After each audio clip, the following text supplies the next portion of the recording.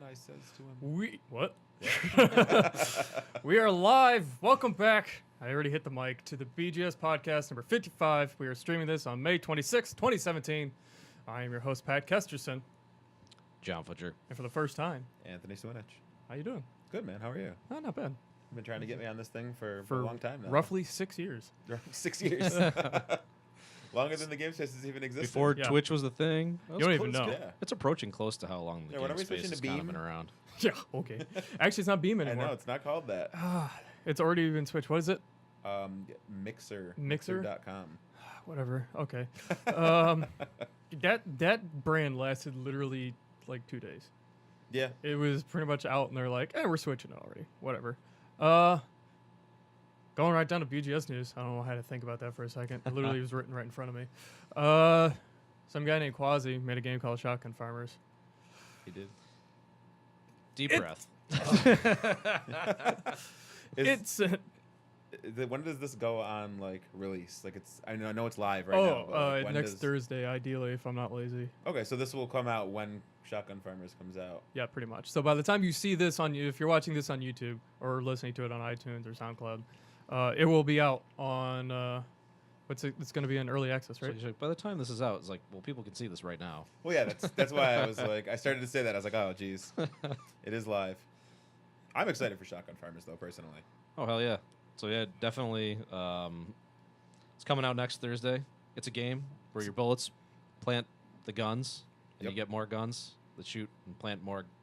Yeah, there's plants. no reloading. Yeah. So if you miss a shot, go find your shot because it will grow a new gun. Because when you run out of bullets, your gun is discarded. Yeah, no, it's a cool, fun little idea. You can already find it the store page on Steam. Going to be out next week. Well, there's going to be a whole ton of people here playing it next Friday at Arcade Night. Ooh, we actually going to do a show? I think we should do a launch party. We're going to have a little, celebration that it's out into the wild, and we're going to have a whole bunch of people here. But it's not a launch party, to be clear. It's not a launch party because the game's not launching technically. Launching into early access, Yes. which is a whole side conversation that people have their own thoughts about early access and what it means and how it can affect the way your game comes out. I think it depends on the game largely. Well, I mean, the beauty of early access, what it's intended for, is that you've already built a functional prototype of your game. You'd like to get it in people's hands so they can play test it and learn from it while you raise a little bit of money to continue development on the game so you can finish it up and release the fully functional product. Yeah. And we've seen really good uses of it. Like Invisible Ink, amazing use of early access. They came out in early access really early. They put it in people's hands. It was broken as hell. And they took all of people's feedback and incorporated it directly into the game. And when the final product launched, you could tell. It was polished to a shine when it finally actually came out. I think that's a good example of how to use it well. Are there examples of how to not use it well? Of course. That you can off the top of your head, just kind of bop out? Well, I guess there's a lot of them. I mean, Kerbal Space Program was in early access so long that I didn't realize it was even still in early access at one point. So when you're in early access kind of forever, then it's kind of a problem. Sure.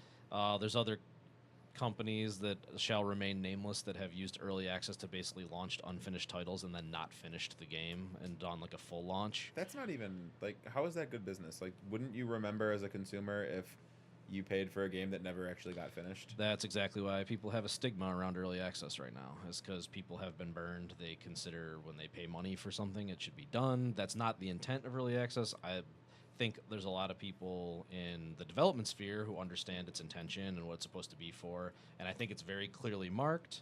It's very clearly denoted on all the pages. This is an unfinished product. It's still in development. It's still being worked.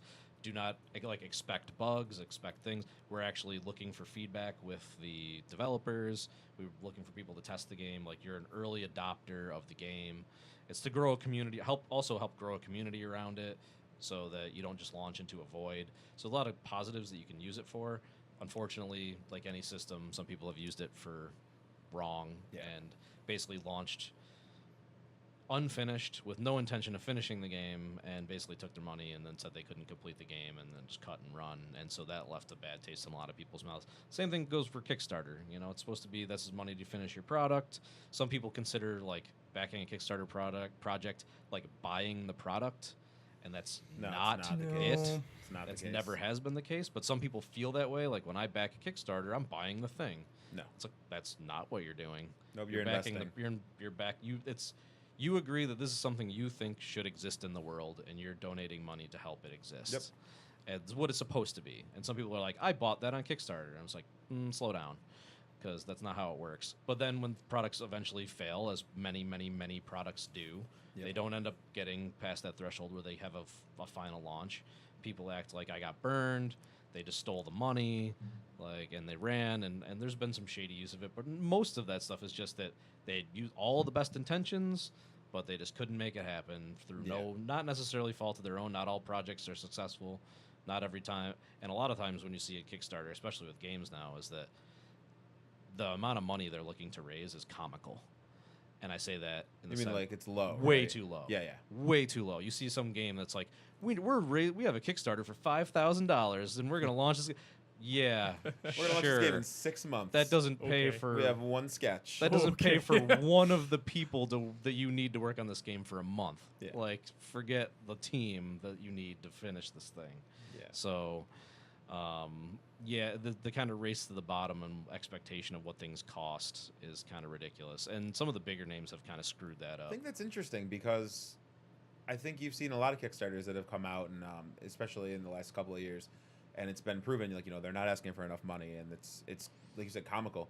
And I can't believe there would be a race to the bottom at this point with people knowing what they know. Like, games cost way more than you would think, even when you're making games you don't even estimate correctly. So why wouldn't you ask for more? Is it a fear of failure? Is it like... Well, when people see a really big number, they're just like, yeah, right. Like, people like to back winners, like especially on Sure. especially on Kickstarter. There's a weird thing where, like, if you look at a project and it's got a real high goal and they're not anywhere close to it, you're just like, oh, this is doomed to never get it, and then people just move on. So, like, if you've got a really high goal and you're close, then people are like, holy crap, look at how much money they've already raised. This is a really great thing, and they want to be part. Yeah, They it's want like to a jump on the snowball bandwagon. effect. But when they see it early Star on, Citizen. well, Star Citizen blew the doors off of everything. Yeah. But they also had a pedigree and also like a huge backing already. Yeah. Like the gentleman, the Castlevania guy. Like, what was his name? What is? That's Ega, but you're talking yes. about Bloodstained. Yeah, and they ran a Kickstarter for like what, $200,000, I think, which for the game that they were promoting to make was a joke.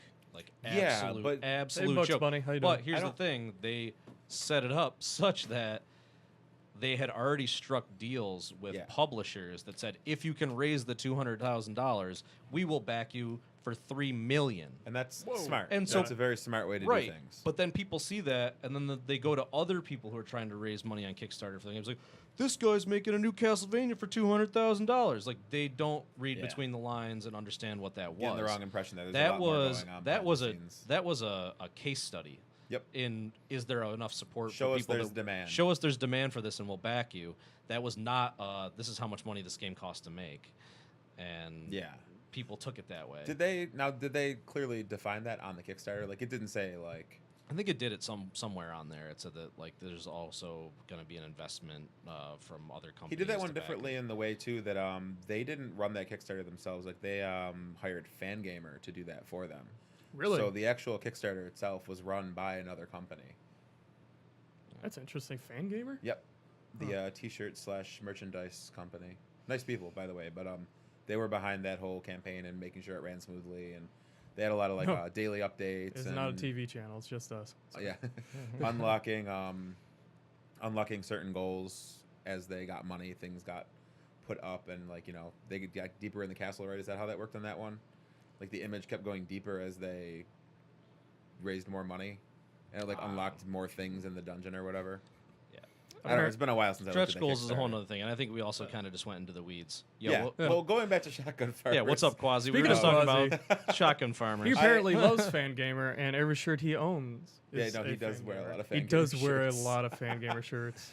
I think back to early access and Shotgun Farmers specifically, I'm confident in his ability to continue providing. And he also is hosting us. Thanks, Quasi. Yeah, thanks, Quasi. I'm confident in his ability to continue providing new content in the game, just because he's been doing it for so long on Twitch. Like, having the audience there and like taking suggestions and getting the feedback, and he's been building it that way all along. So it's And not also, like other, also the thing he's got going for him is the transparency of development. Like Yeah. if you're worried about like, oh, is somebody going to work on it or whatever, you can watch him working on it all Yep. the time. So it's clear that Monday, Wednesday, Friday. yeah, he's not going into early access to take it and run. He's yeah. trying to build this game. So Yeah, no, it's like we said, that's one of the it's the positive use case Yeah. of what it's for, really. Absolutely. So So moving to TJ's game, Fist Elimination Tower. Some 2D platformers give you rewards like more points or extra lives when you jump on multiple enemies without touching the floor. Fist Elimination Tower offers you a much grander prize for doing this: survival. Play is a queue of randomly generated contestants that enter the tower, all hoping to win cash, prizes, i.e. hats, and the glory of being the first person ever to reach the top of Fist Elimination Tower. But they'll have to look out for fists. And that's coming spring 2017. yeah, we just saw another update to that last night. It's looking really good. he's put a lot of polish on that. He's done a lot of great stuff. And I really appreciate the bees and the new skin. yeah, I like new when skin's games great. add little things like little touches to like kind of jazz it up just that slight little bit. You know, he's been working on the character creator forever, but the last one that he added, which I guess is the first one, was a nice touch, and I think it's a good way to do. And I also like the fact that he added stuff around it. And we're being very, very vague right now. very vague. But He has a Steam page. that he added stuff around. He did a nice set of polish on it, where it's not just a skin. Like there's other make me things that mad. go with it to Yeah. reinforce what's happening, and it's a cool thing. So enough vagary. But since Bugs Bunny's not following, thanks, man. Appreciate you. But since there's apparently some discussion in the chat, I guess we can talk about who the hell we are. You want to do that one? Since you're the best at it Oh, am I? of the Buffalo Game Space. You're the pitch Yeah. man. You are the Buffalo Game Oh, hype Space. man. shut up. So Buffalo Game Space is a local nonprofit here in Buffalo, New York, where we're trying to get more people into game development and tech in general through the lens of game development. So we teach people skills like programming, 3D modeling, animation, pixel art, music, sound design, anything that goes into developing and making games. We're here to help people learn and support their activities as they grow as developers in their chosen discipline. We offer co-working space, workshops, mentorship. We host open meetup events. Like we just had our game development meetup last night, where we had several developers that we just mentioned showing their games and their progress and what they're doing. We also host after-school programs and one-off events, just like our big showcase that we just had a couple of weekends ago. Which we'll be Big thanks to discussing anybody later out tonight. there who came and showed their game at the spring showcase last Saturday, or 2 Saturdays ago, I guess. It was a great event. We had a ton of people come through. We raised some money for the local community. And, yeah, lots of really talented folks putting their wares on display and letting people play their games early. Most of the stuff that we saw wasn't even released yet. I think almost all the stuff we were showing was either an alpha or beta, at least, on their way to potential release or just like a test set. So very cool stuff. I think everybody had a good time. And we did a stream that night as well. Yeah, we did. Legendary. I think you ran a live stream for like 4 hours. It's a long stream. And we had a camera set up outside where you could see that this place was, we don't have a small space, and it was packed. How many And square feet? 4,000? Over 4,000 square feet, and it was packed. It was straight up standing room only, and people were even bleeding into the hallways. So That Yeah, stream. there was a point where it was hard to even like walk around. Yeah. That So- stream will be on YouTube next week, and so you'll be able to see the shenanigans then. or you So- could probably find it on Twitch even right now. It is also on archived Twitch. already on Twitch. Yeah. So It is up there in the Check it out. videos. a lot of fun, a lot of Department. cool upcoming games on display. People got to get a sneak peek and talk to the developers standing right there next to their game and talk about how they did it and what their plans are for it. So, yeah, I think everybody had a good time. We raffled off thousands of dollars worth of gaming gear and cool prizes. So a lot of people walked away with some cool stuff. Thanks again to PDP for sponsoring and getting us some awesome gaming headsets and controllers and stuff, as well as all the super folks here awesome. in town that donated, like Revolver Records and some other folks around here that donated their own stuff. Not to like so. plug PDP, but like I actually really like the way the controller felt. Like I turned it on the other day. Yeah. I was pretty impressed. Like sometimes I worry about like those like third Third party party. aftermarket controllers, and that I don't know, it felt good to me. Well, since Matt Cass is gone now.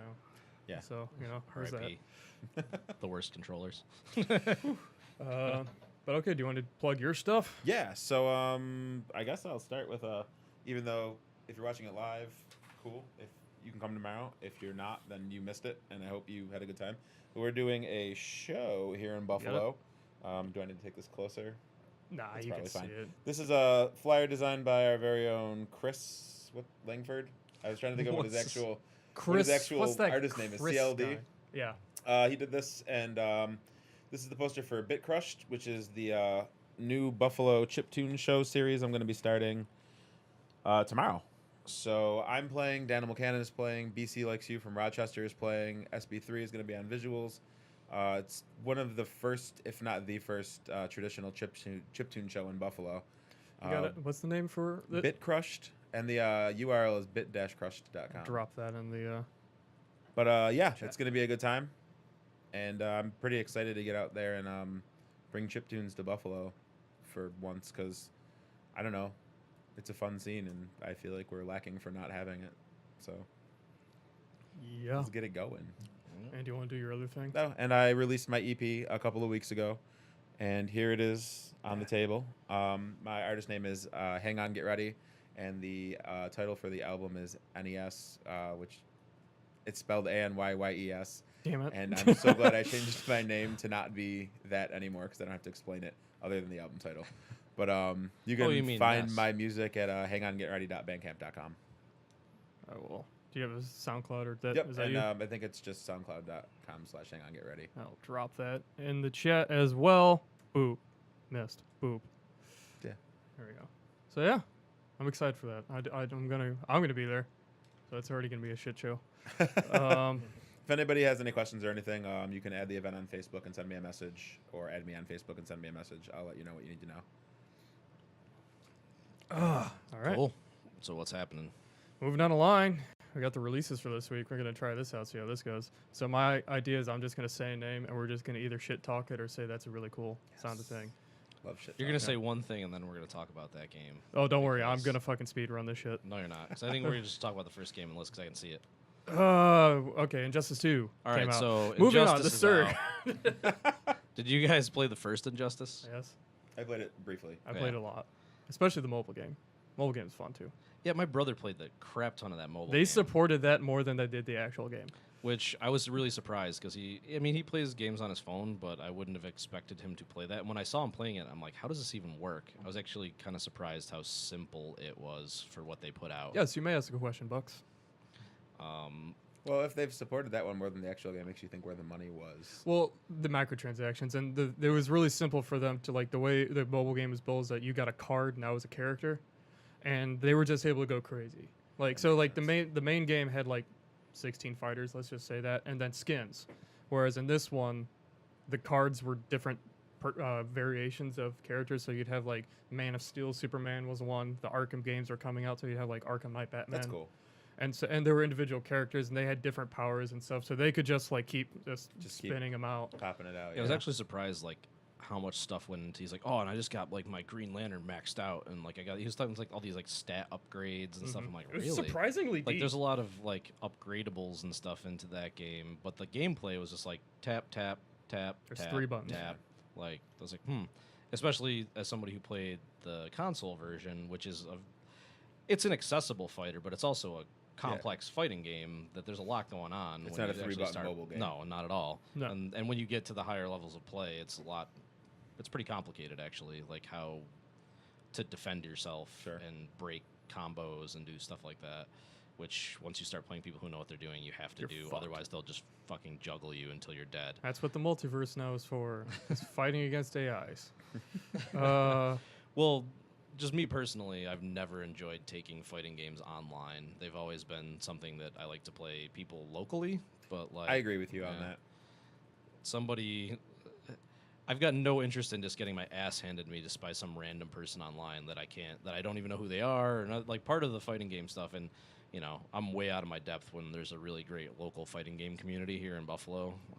And those guys are really good at this stuff. Insane. But those guys will play people online and they can hold their own, but they don't obviously they don't prefer it because of lag issues and input stuff, and it's a very weird thing when you have like that really kind of instant reaction that those games require. Yeah, any dropped frame can make the difference. Yeah, so they, it's really meant to be played by sitting next to the person you're playing. And then the other thing is that, when some rando online is just faceless, nameless, voiceless, you have no idea what's going on the other side. Might as well just be a computer. It might as well just be a computer, and they're wrecking you. And you're just like, okay, great. Like, that was stupid. But when they're sitting next to you and like your buddy wrecks you, it's kind of like, cool, whatever, let's play another round. Like, it's not a big deal. It's just like, yeah, it's just part of the game. And those games are fast enough that it doesn't really matter. And the one thing Injustice does that allows it to be like you don't really care sometimes when you're getting your ass kicked is they do really big spectacle craziness where there's some moves in those games where you're literally like punching people into the fucking sun and like smashing them through the center of the earth. And it's bananas, and it's very cinematic and cool, and like even if you're not playing, you can actually enjoy watching it. So I enjoyed the first one quite a bit. I apologize, but I do not speak Russian. Yeah, I don't think I can answer that either. All right, at the beginning, you have form team. Oh, I see what you're saying. So he's asking. So we're not necessarily a team in and of ourselves. We are just a space where individual developers can come in and just work in and around an environment where there are other developers. Now, there are some of us that do work together. I think you work with Greg and Chris, and you also have worked with Chris, as you have said. Mhm. So, like, there is, like, intermingling, but we are not, in and of ourselves, a developer team. Right. I mean, the game space itself is a nonprofit, so it doesn't make money. Like, it doesn't turn profit or pay anybody. It's all the stuff goes into the community here. So Yeah, we don't see a dime. So Speaking of which, you can donate by going down below. yeah, it all goes into hitting that supporting the donate button. community, and we kind of become a lightning rod where folks of different disciplines who are looking to form a team can come meet other developers that have the other skill sets. So we've actually seen quite a bit of folks come through as members looking for help on a certain aspect of their game, and then they're like, I'm looking for a 3D modeler. It's like, well, Yeah. funny I you know a say guy. that because I know a guy, and he's looking for a project, so we can link those folks up. Like even the three of us, we have very different disciplines. Yeah, you're a musician. Musician, What are you? I don't know. You're a game space. he's a game space. He's a game space. Code/design guy. Entity. I'm a modeler. 3D printer dude. So yeah, that sums that up, I believe. Yeah. Moving down before he gets back to Injustice. So- The so what's- Surge is on PC, PS4, and Xbox, so I've we never can go even heard back. of it. No, It's a sci-fi Dark Souls. Oh. It looks everything's a interesting. Dark Souls now. It's Yeah. kind of getting that way. When are we gonna make a Mario Dark Souls? Isn't that Mario That's- 64? Is that Breath of the Wild? Is it? No, that's a Zelda Dark Souls. Oh, that's Mario Dark Souls. If you took the two, what would pop out is Link. Farpoint and PlayStation VR aim controller. Call of Duty Black Ops 3 Zombies DLC. So it's all of them. For Honor Shadow and Might, ACA Neo Geo Over the Top. So that's interesting. It's in a collection of Neo Geo games. For what system? That's on the PS4. Akiba's Beat. I don't know how to pronounce that one. Demo The Last Recital, Future Unfolding. Don't know how to pronounce that one. Operation Babel, Seasons After Fall, Tango Fiesta, blah, blah, blah. Reservoir Dogs made a What? game. Yeah, that's what I thought too. And guess what kind of game it is? By whom? I don't know actually. But guess what kind of game it is? I mean, I would guess GTA style, but Like probably like a rhythm Telltale. platformer. Nope, is a top-down strategic shooter. What? Yep. What, Okay. like a heist game? No, like it's a legitimate like top-down shooter. Yeah, and it's got mostly positive reviews, and by mostly I mean 13 of them. But Oh, strange. Well, Who's why the developer? Reservoir Dogs? I don't know. And it's by Big Games. Big games. Big Games. They make big games. This is the only thing they've made too. Huh. The publisher's Big Star Games, which is also the only thing they've made except for think- Fists of Jesus. I'm gonna hold out for the Jackie Brown game myself. Interesting. That'd be a sweet game. It would be a really sweet game. Be a very sweet game. Thumper's going out on the Switch. I'm kind of excited about that one. I like Thumper. I've never played it. It was fun. It was a good beat game. Shadow Warrior 2, I'm excited for that. Endless Space 2's Chroma Squad. Mayan Death Robots. Chroma Squad's been out forever. It's on the PS4 Was now. Chromas. Oh, I thought it was early access. Did they do that? Chroma Squad? Potentially. Quite possibly, yeah. But I mean, that game's been out for like 2 years. Yeah, it's been a while. But yeah, then there's Portal Knight, and then Skylar and Plux. So that's the games coming out this week. You want to talk about Injustice some more? Well, I mean, you got Injustice 2, didn't you? I did. What do you think? I love it, actually. It's a lot of fun. I was giggling to myself at my desk. Did you hit somebody with a dinosaur? I did, in fact. He called me over to see it. I did. He was like, yo, check this out. So the Flash's super move is he beats the shit out of somebody, then grabs them, takes them through fucking time, hits them in the Sphinx. So that's how the Sphinx lost its nose, is him literally hitting that person. Can I just comment before you continue? That's one of my favorite tropes fiction uses, like how the Sphinx lost its nose. Yeah. Like in cartoons and movies, whatever, you see it so many times.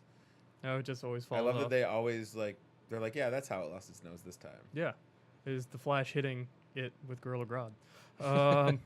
But then he takes them to the prehistoric era, hits them in the face with a T-Rex, then goes back into the present where he slams them with himself before his past self takes it and then runs with it. And does all of that again because time travel. Oh, so fucking fun. And is that like a match-ending move? No. No, it just does a lot of damage. Supergirl takes them to fucking space. We were Some just lasers joking them. about that too, because it's like this is the same company that made Mortal Kombat, and so you hear some of these things, and it's like, oh, so then like that's like a fatality, right? It's like, no, that happens in the middle of a match. That's what I would have assumed. You could be losing and do that and still lose. and then there's the Clash thing where if you do drop that, you might lose your ability. I feel to like do that. if you go on to lose a match where you hit somebody in the face with a dinosaur, you deserve to lose. Yeah, kind. Also, Buck's asking where we can find all of our games or people. So We have a niche page, right? there's an itch page where you're going to find a lot of jam games on that because that's just the stuff that people upload to jam bundles. I'll link our website Unfortunately, first. we've talked about this several times. We don't actually have a games tab on our webpage where you can find games launched by members. Just go on Steam and Xbox and Nintendo, whatever. There's crap on there that we made. We should do like a Steam curator page or something where it's just like all of our games. Not a bad idea. Yeah. Should we say games that people have released? Go ahead. Like Emoji with Me. What's the shuffleboard on Android? Yeah, that's yours. Yeah. I released Shuchimi with my friends. What other games? Horse Adventure. Do we want to talk about Gravity Wrong? What? The Coons game? No. I mean, we're not censoring swearing. No, go for it. It is NSFW, so if you'll see it when you see it. But Honey Pop was made by a GameSpace member. And the sequel Honeycam. as well. Honeycam. Is it Hooney to you or Honey? I say Honey. I say Hooney. He's always said Honey when we've talked about fair it. that, So. yeah. Okay, that's fair. But yeah, that's happened. We've had a couple. Let's hear Skyhook. Skyhook as well. Okay. Shotgun Farmers just Shotgun came out. Farmers, This yep. is coming out. Check out Jack Nicklaus, Perfect Golf. Jack Nicklaus? Mhm. Oh. Yeah. We worked on that. Bruising Cruises is about to come out. It's not about to come out. It's coming out. Maybe by like the end of the year. We'll see. It will be out at some point in the future. Yeah, so we got a list. We do need to work on that. But to the news. People are reminiscing about a video game that never existed. I heard about this. Yep. What happened? It's called Arc Symphony, and it never existed. Period.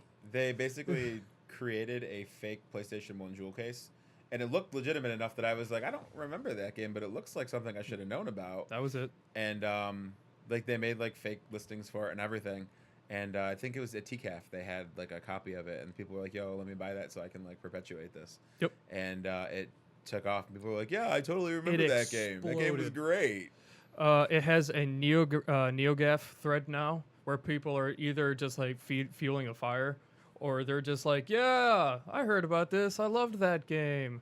And Twitter is just loaded with people now. It's hard to tell who's faking it and who's not. It was genuine. Yeah. It looks like a legitimate PlayStation. They RPG did a good release. job. Like it looks incredible. So Like- it's just a gigantic troll with some artwork. It's supposed to lead into an Go actual to the, game. The demo disc picture for Futch real quick. Yeah. They actually Made a demo disc put it on a PlayStation demo disc. on there with Ace Combat 2. Yeah, like they went hard into it, and apparently it's for an actual game that they're making that is talking about fans in games and stuff, and literally exactly what's going on right now. But yeah, the dudes who's talking about it's like I wasn't expecting this. Like people to some of the Twitter posts are amazing too. Yeah, it went pretty crazy. Like this one's where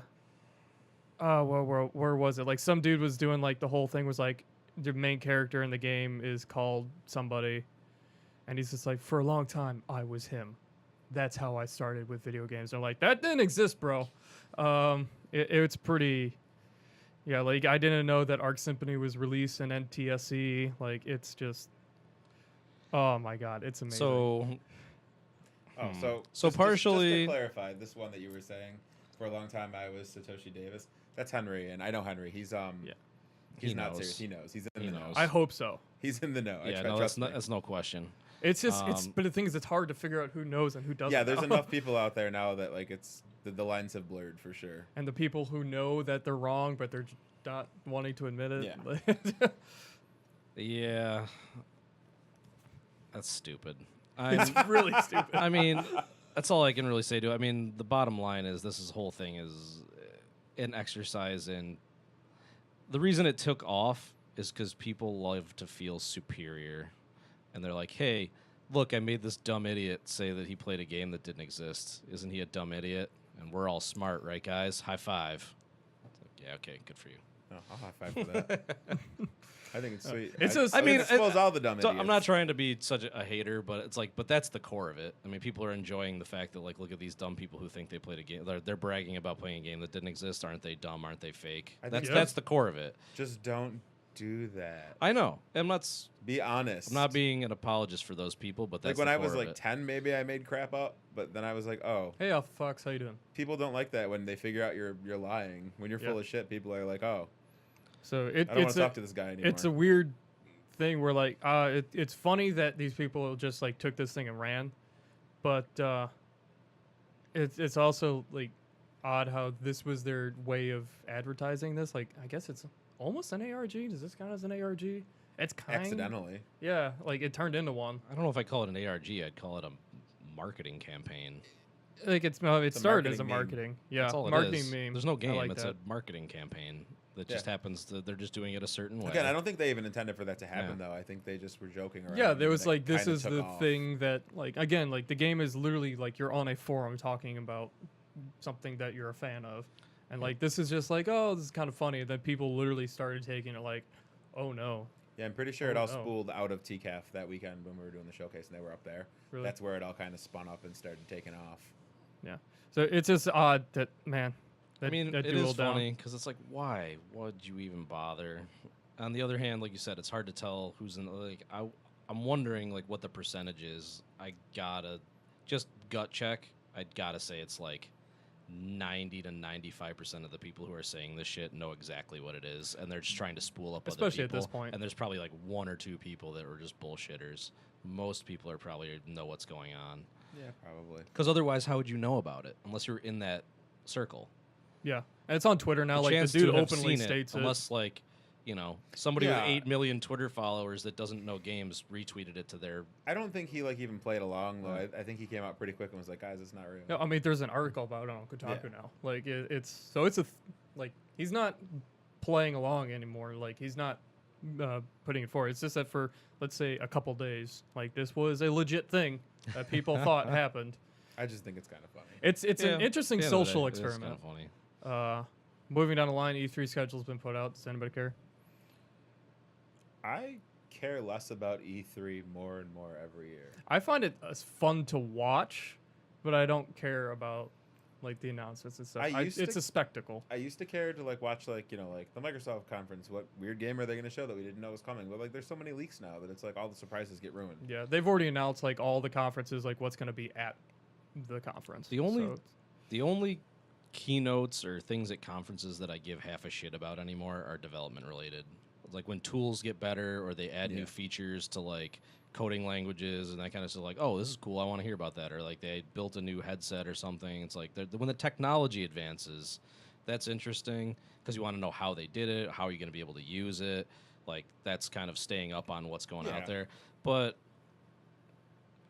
getting hyped about a release date for some AAA game or something, like, it's not a thing. It doesn't matter anymore. That's the key right there. Is like I haven't really cared about a full AAA release in a long, like, not like Zelda, but like a Grand Theft Auto or like a Halo or something. Like I don't know. I don't care anymore. Even Zelda, I don't think I get like overly hyped over. Yeah, when it's not even like, oh, I get hyped about other games and because fuck those guys. This is like, it's just like all of it. Like, I can't get hyped about a commercial. You're trying to get me hyped about a commercial. That's basically what E3 is. It's one big commercial. I can't be hyped about that. I watch it because of that. Like, it's like watching the Super Bowl commercials to me. Like, it's just like you sit down and you just bust out and like see what's stupid. I have to see one more goddamn Clydesdale during the Super Bowl. Dude, the Clydesdales are awesome. I'm so sick of those. I love the Clydesdale. Get a new shtick. That's their shtick. You heard it here, Budweiser. Get a new shtick. But the other thing about like these big like, hey, we're going to announce all the games that are coming out later kind of thing, and it's going to take us 5 days, and we're going to spend $8 million doing all this stuff. It's like, cool. I can ignore you for 2 weeks and then read the whole thing in a recap in 5 minutes while I sip my coffee, and I'm up to date. Yep. I don't need to see any of this shit. That's the fun of it, though. Like, it's fun. You just sound like an old man living in a cloud. It's fun. While I sip my coffee. On my front porch. More to saying, it's like when you're kind of taking a break and you just like read something real quick, you can get caught. It's so much of a better use of time to get caught up after than it is to spend days like weeding through all the chaff. And I jest about you being old and that being, you're sounding like old man. That's what you feel but, like as well. I think there's something to that. Like when I was younger, like E3 was like, I had it marked on my calendar. I took days off from work. Holy shit. And like now I'm just like, well, I used to like go and stuff, but like now I'm like, I couldn't care less. That's so different. Like when you're going, that's a very different thing. But also, even then, like I used to watch the conferences and I used to be like, let's do it. And now I'm just like, whatever, it'll come out when it comes out. When we were younger, though, like it mattered more because there wasn't a constant online presence of people who do transparent development, people who are constantly blogging about how they're working on stuff. Even teams at big studios are constantly like releasing screeners and videos and trailers. It's a constant stream of information about the work that's coming out. When we were younger, it was nothing. When I got news from EGM. And then E3 would happen and like Nintendo Power would show up like a month later and it would be like 20 pages thicker, and you'd be like, "Oh shit, here we go. What's coming down?" And you'd read through it like, "Oh my god!" Like, because it was, that's where they announced everything. It all mattered. That's when all the big stuff got. And like, if you had a really good showing at E3, you could get all the other publications to write about you. Yep. The only people who got their news was through those publications, so it was a big deal. So it mattered more. So people got hyped more. And now it's just another signal in the noise. It's funny in that way where like, everything, including E3, has become more accessible, and even though it's more like something we can watch or like be a part of, we care less because there's less of a reason for it to exist. It's just funny how that kind of like balanced out that way. Absolutely. No, I enjoy watching it, but you are right in that it doesn't matter. It really does not. Like you can go back. There's been times, I think last year, I actually didn't watch it because I was gone, and I did literally just that. Like, just sat down, Kotaku.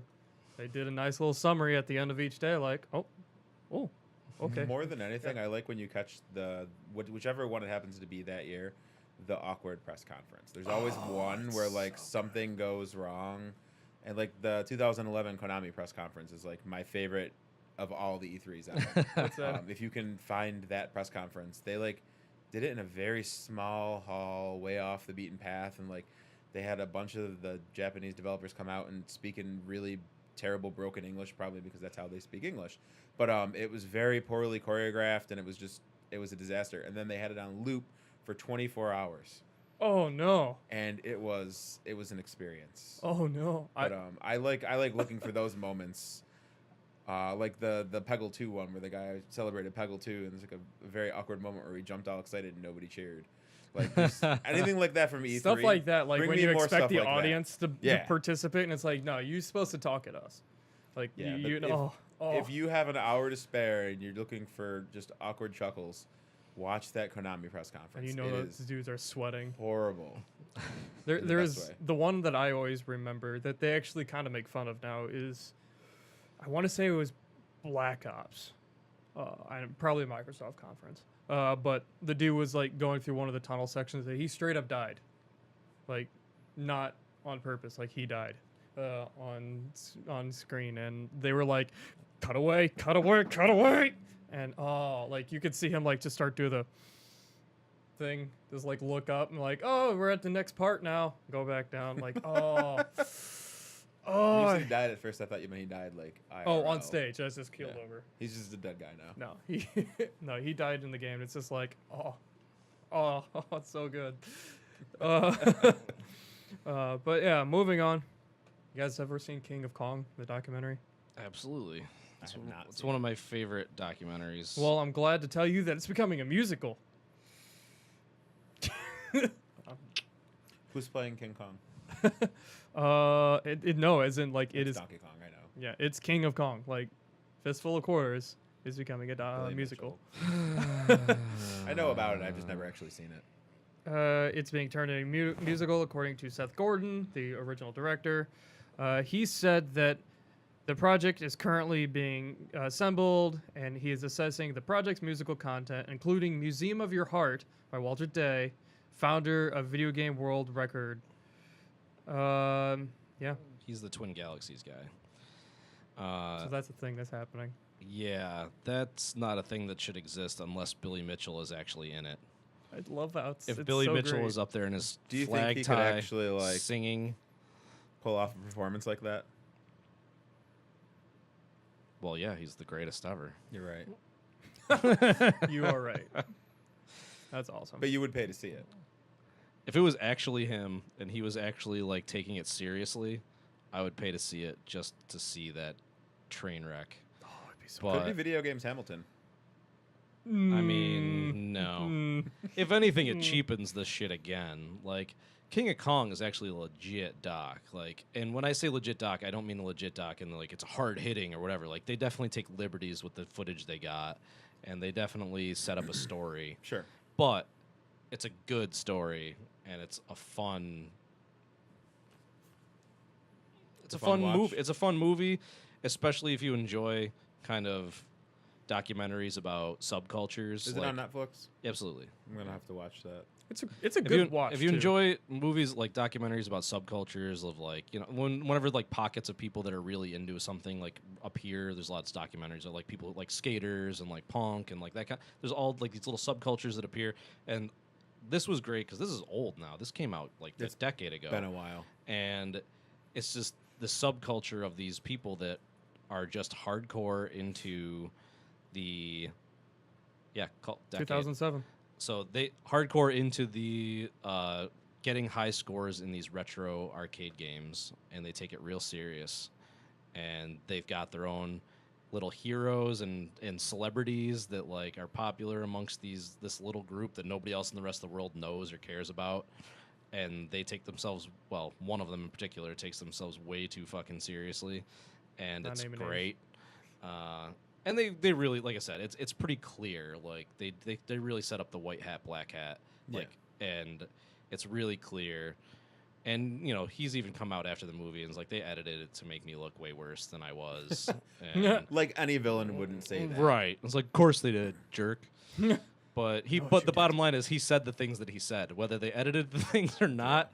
Even if he was being a nice guy, the things he said were still douchey as all get out, and it's really kind of incredible. So there's really some great unintentional comedy that they captured, and also kind of this cool story of this guy who just kind of didn't really have much else going, and he did this. He wanted to do a fun thing, and then it turned into a bigger thing because he got wrapped up in this weird subculture, and it was cool. They didn't follow it up, but there's another movie out called shit. It's a weird name. Nibbler or something like that. It's like name. Chasing the Snake. Search for like Nibbler Chasing the Snake or something like that. Can't be held responsible for what comes up in that. Yeah, Man versus Snake. Man versus Snake. It's also a documentary on Netflix. It's like Incognito. This one, This one's very different. It's same kind of a premise where there's a guy who works at a place, and he was the first person to ever score 1 billion points in a video game. In any game In ever? any game, because most games, their score just doesn't go that high. So it's like almost an arbitrary threshold, really, because any game could just be like, every time you touch a chair, you get 1 million points, but none of them had done that. Why aren't we doing that? Why so didn't we do that? So it was the first game. So this game, Nibbler, it's possible to get 1 billion points if you play for like 32 hours, like straight. Like you can't turn the game off. You can't get a game over. You have to play the game for like 32 hours straight. And so it becomes an endurance run. It's not that the game's super hard. It's just that after a while, you just like you can't focus on it anymore. So this dude did it when he was a kid, and he set this record. And he broke this record, and he grew up, and he always thought he had this record. And he was working at some like machine shop, and then somebody told him like he said something about how he had this record, and somebody's like looked it up, and he's like, nah, this other dude beat you 5 years ago, and he's like, what? And he had no idea that Nobody even contacted somebody him? had broken. No, he had no idea. And I feel like I remember that. Somebody had broken his record, so he's like, well, screw that. Like, so he bought, and he's an adult now, so he just bought the arcade cabinet and put it in his house and started doing these runs on like Twitch and shit, where he was just like, I'm gonna go for it, and he was doing these runs where he'd get like 26 hours in and lose. Oh, or wow, whatever. you're from Moscow? That's cool. And so that's the movie, is him trying to That's reclaim his world record score in this game, and the trials and tribulations thereof of running Well, this don't thing. spoil it. Yeah. I don't want to know. Yeah. if he Well, does then or Does not. he get it? They uncover Don't say it. They're Spoiler. but Spoiler policy. Spoiler policy. but there is they uncover another rival, like where like there's another guy who's like, I'm gonna be the guy, and Wait, there's like a But- third dark horse option? Like, so there's the guy that set the record. There's the guy that's... so the breaking guy the who record set the again. record, and then there's the guy who broke the record, and the guy who broke the record couldn't give two shits. So this isn't a spoiler. This isn't a spoiler. That's Like the best part. he's like this Italian guy who like broke it when he was like a kid, like working in his mom's pasta shop, and he's like, I didn't even know I broke a record. Like, and then cameras showed up and they started filming him and whatnot, and he grew and he's like a normally adjusted He like. played for 32 hours, didn't know he broke a record.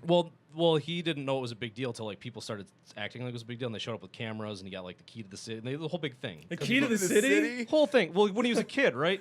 And so he What? never thought. So he grows up, and now he's like, you know, a kickboxer, and he's married, and he's got kids, and people are just like, so this guy in America is going to try to break your record, and he's like, yeah, good for him. He's like, are you going to try to stop him and like take it back? He's like, no. He's like, I got better shit to do with my time. Fuck that. I play a video game. Like, and he seems like a my nice God. dude, but he's just like, I can't be bothered. Like, I don't care. He's like, it was a cool thing that happened 20 years ago. What do I give a shit? He's like, I'm an adult man now. I've got other shit to worry I think about. that's more demoralizing for the guy that the movie's following, to like have the other guy just not care. Well, but anyway, so these other two guys set out to break this record, and but the other guy's not like a Billy Mitchell. He's kind of like a weirdo, but he's not like an evil weirdo. And they Sure. have like this little He's a weirdo, rivalry. but not an They have this evil weirdo. they have a little rivalry, but it's a fun watch. It's not a long doc, but it's the same vein, but it's different. It's more lighthearted even than. Oh, I see. I was too lazy to think of a name. Is not following. That was a lot of. Oh wow, that was like the way it broke down the word and on the chat was really weird. But thank you for the follow. Okay. So anyway, yeah, Oh, I don't worry. King of Kong musical, boo. King of Kong documentary, absolutely. If you haven't seen it, you need to watch it. If you like that and you want to follow up, Man vs. Snake's not bad. It's not as good as King of Kong, but it's worth a watch if you care. I think we should take a BGS road trip. And see actually, when the two musical. dudes went head to head at Magfest. I did know about that. I think I knew about that. You might have somewhere been there heard when they were Probably- doing I it was because it was probably recent. doing It was more something else. recent. Yeah. During MagFest that year. Oh shit, we got somebody from the Netherlands watching too. Wow. Oh, that's Worldwide. awesome.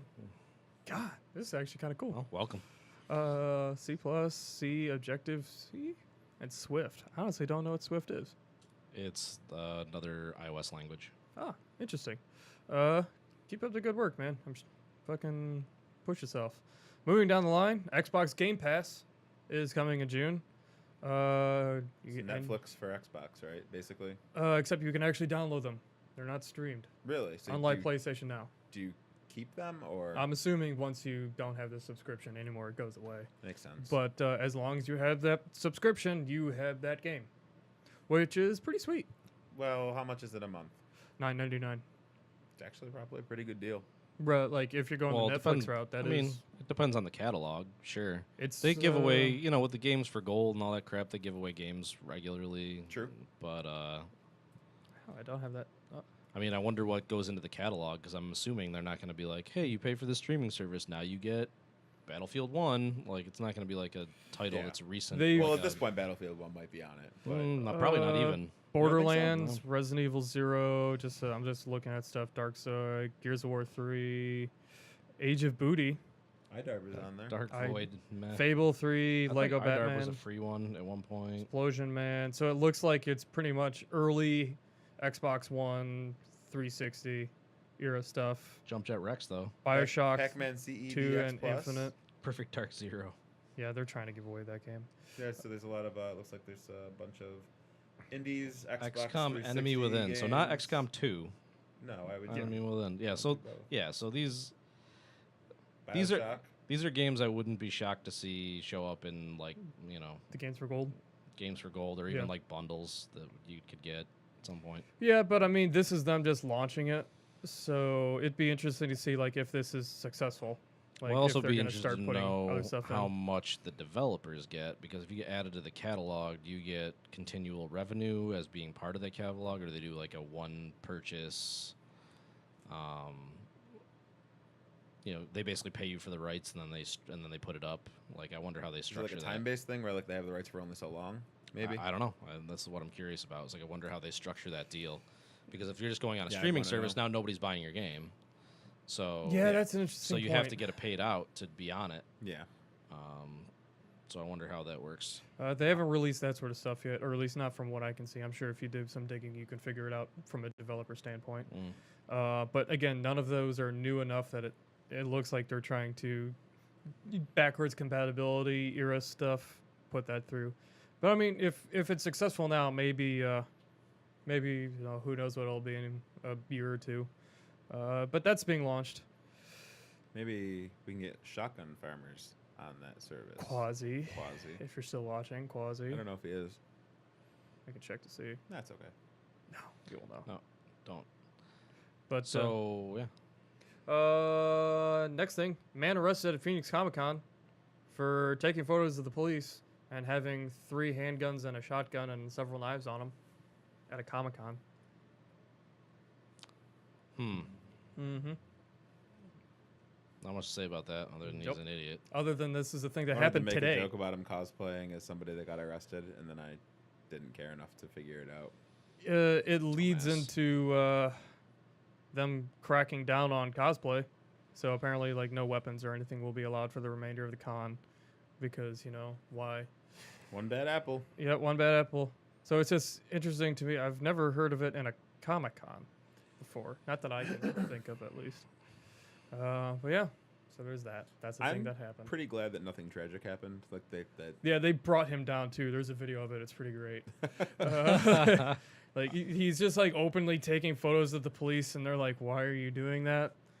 Come over here." Yeah, that's an odd thing Yeah. to be calling attention to yourself while you're loaded. Like out. hardcore loaded out, and then they're like, "You have 4 firearms on you, sir. That's not okay. Why are you doing such things?" So yeah, that happened. If you want to watch a fun video, that one's there. But that so ends the news. The next thing is the showcase debrief, as I'm calling it. Which we kind of did. Yeah, we can like go all out into it now. 25-ish games, right? In the end. Yeah, we were roughly up to 30. We had a full house of folks. Lots of cool stuff. I feel like I kind of said it all earlier. Yeah. I think Raffled you off a lot of cool ran down the things, list. and yeah, it was good. Do we? I know on the stream we raised $250. $250. Yes, $250. Which was awesome. Linking that again. Donation bar down below. Just click on the BGS logo, please. Pretty please. Yeah, no, there was a shit ton of people here. It was awesome. What were some of the games that were there besides from ones that we've already talked about? Oh man. So A small robot story. Obviously, we talked about Shotgun Farmers. Cruising Cruisers was there. Do we have the list anywhere? Yeah. I used to have. It's in that room. Gibson. We also have the trailer that you can post the trailer so people can Yeah, see we'll some tie of the that. games. I'll grab that off the Hover YouTube Ship channel real Havoc. quick. Yep. Hovership Havoc, Whispers of a Lullaby, which we actually had on the stream. We had Brews and Cruisers on the stream. Wayne was in here. Yes, he was. Wayne is lovely as always. He's a lovely man. He's such a nice guy. Absurdly nice, like almost suspiciously nice. Like you're like, what are you doing? Suspiciously nice. Like, Like you're he has ulterior motives. like you. What are you planning on? Like there's something. You were too There's nice. something nefarious behind Wayne's Yeah. kindness. Something's not right here. I don't. But yeah, no, he was in here. Let's see. We had the Whispers of the Lullaby people in here. Yeah, we had a lot of stuff, and I just linked the trailer in the chat. So for those of you who want to watch, and that's also our YouTube channel. Phil's Where RPG all of our game that I stuff can't think is of the on. name of because it doesn't really have a name. Yep. Treasure Hunt. Fist Elimination Tower, Fist which was we there. mentioned. Uh, DOS Wave. I could also go on DOS here. Wave. DOS Wave is honestly still one of my favorites. You like that? I just the whole game itself is just it just brings a smile to my face. I'm glad, although we did learn a lesson at the showcase about showing that game. I did not is know this lesson. That it's a short, purposefully hard kind of arcadey Space Harrier-y type setup, and it starts you with 3 lives, and it's pretty easy to lose all 3 lives in like 20 seconds. Yeah, you can. And most people, when they first pick it up, die 3 times really quickly.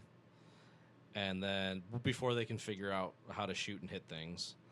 And then they try it like once or twice more, and they maybe get a little bit farther. But like, I want to say only like 1 or 2 people even made it to Hitler. Spoilers. So Yeah, spoilers. yeah, well, there's the nefarious Mecha Hitler. It's a very silly. Is that game up on the itch page? Yes. So if you do want to try it for yourself, you can check it out at the Buffalo Game Space itch page, and that was Jam 7. No, not 7. 8. No, BGS Global Jam. Game Jam. Global Game Jam 2017. This year's. Yeah, so I Global knew Game. there's a 7 in If there. you go to the somewhere. global, not itch. If you go to Global Game Jam and find our site, it's up there. Okay. And yeah, it's just a 2-minute long kind of little experience thing. But so we put cheat codes in the game. So if you type, if you put in the Konami code, you get 30 lives. If you type in BGS, you get 99 lives. What? If you type in USA, it makes the end boss only take like 10 hits to kill. And there's all these little cheat codes, but we didn't have a keyboard hooked up Hacks. to the laptop that was running it. So we had no way to give people 30 lives, and so we just need to know the next time we run a demo, we got to make sure that people get like 10 lives or whatever, so they can Yeah. at least make burn it through. at least make it through the 2-minute demo, and not only see the first 20 seconds of it and be like, I guess that's cool. Some guy was talking about an 8-bit top-down game called 8-bit MMO here. He wants to make a game like that. Dude, Game Maker, bro. Game Maker or Unity. Let's do it in 2D. That'd be Or Construct. Construct. There's a lot. If you're wanting to do a Yeah. 8-bit, Construct is very simple to pick up too. Constructs Like, 3 just came out. Yep. 2 is, I think, grossly discounted now. Probably. So yeah, lots of really cool tools out there for that. Yeah, Game Maker's good, Unity's good. Hacks. I mean, What's the one TJ uses? hacks. Yeah, Speak of the there's- devil.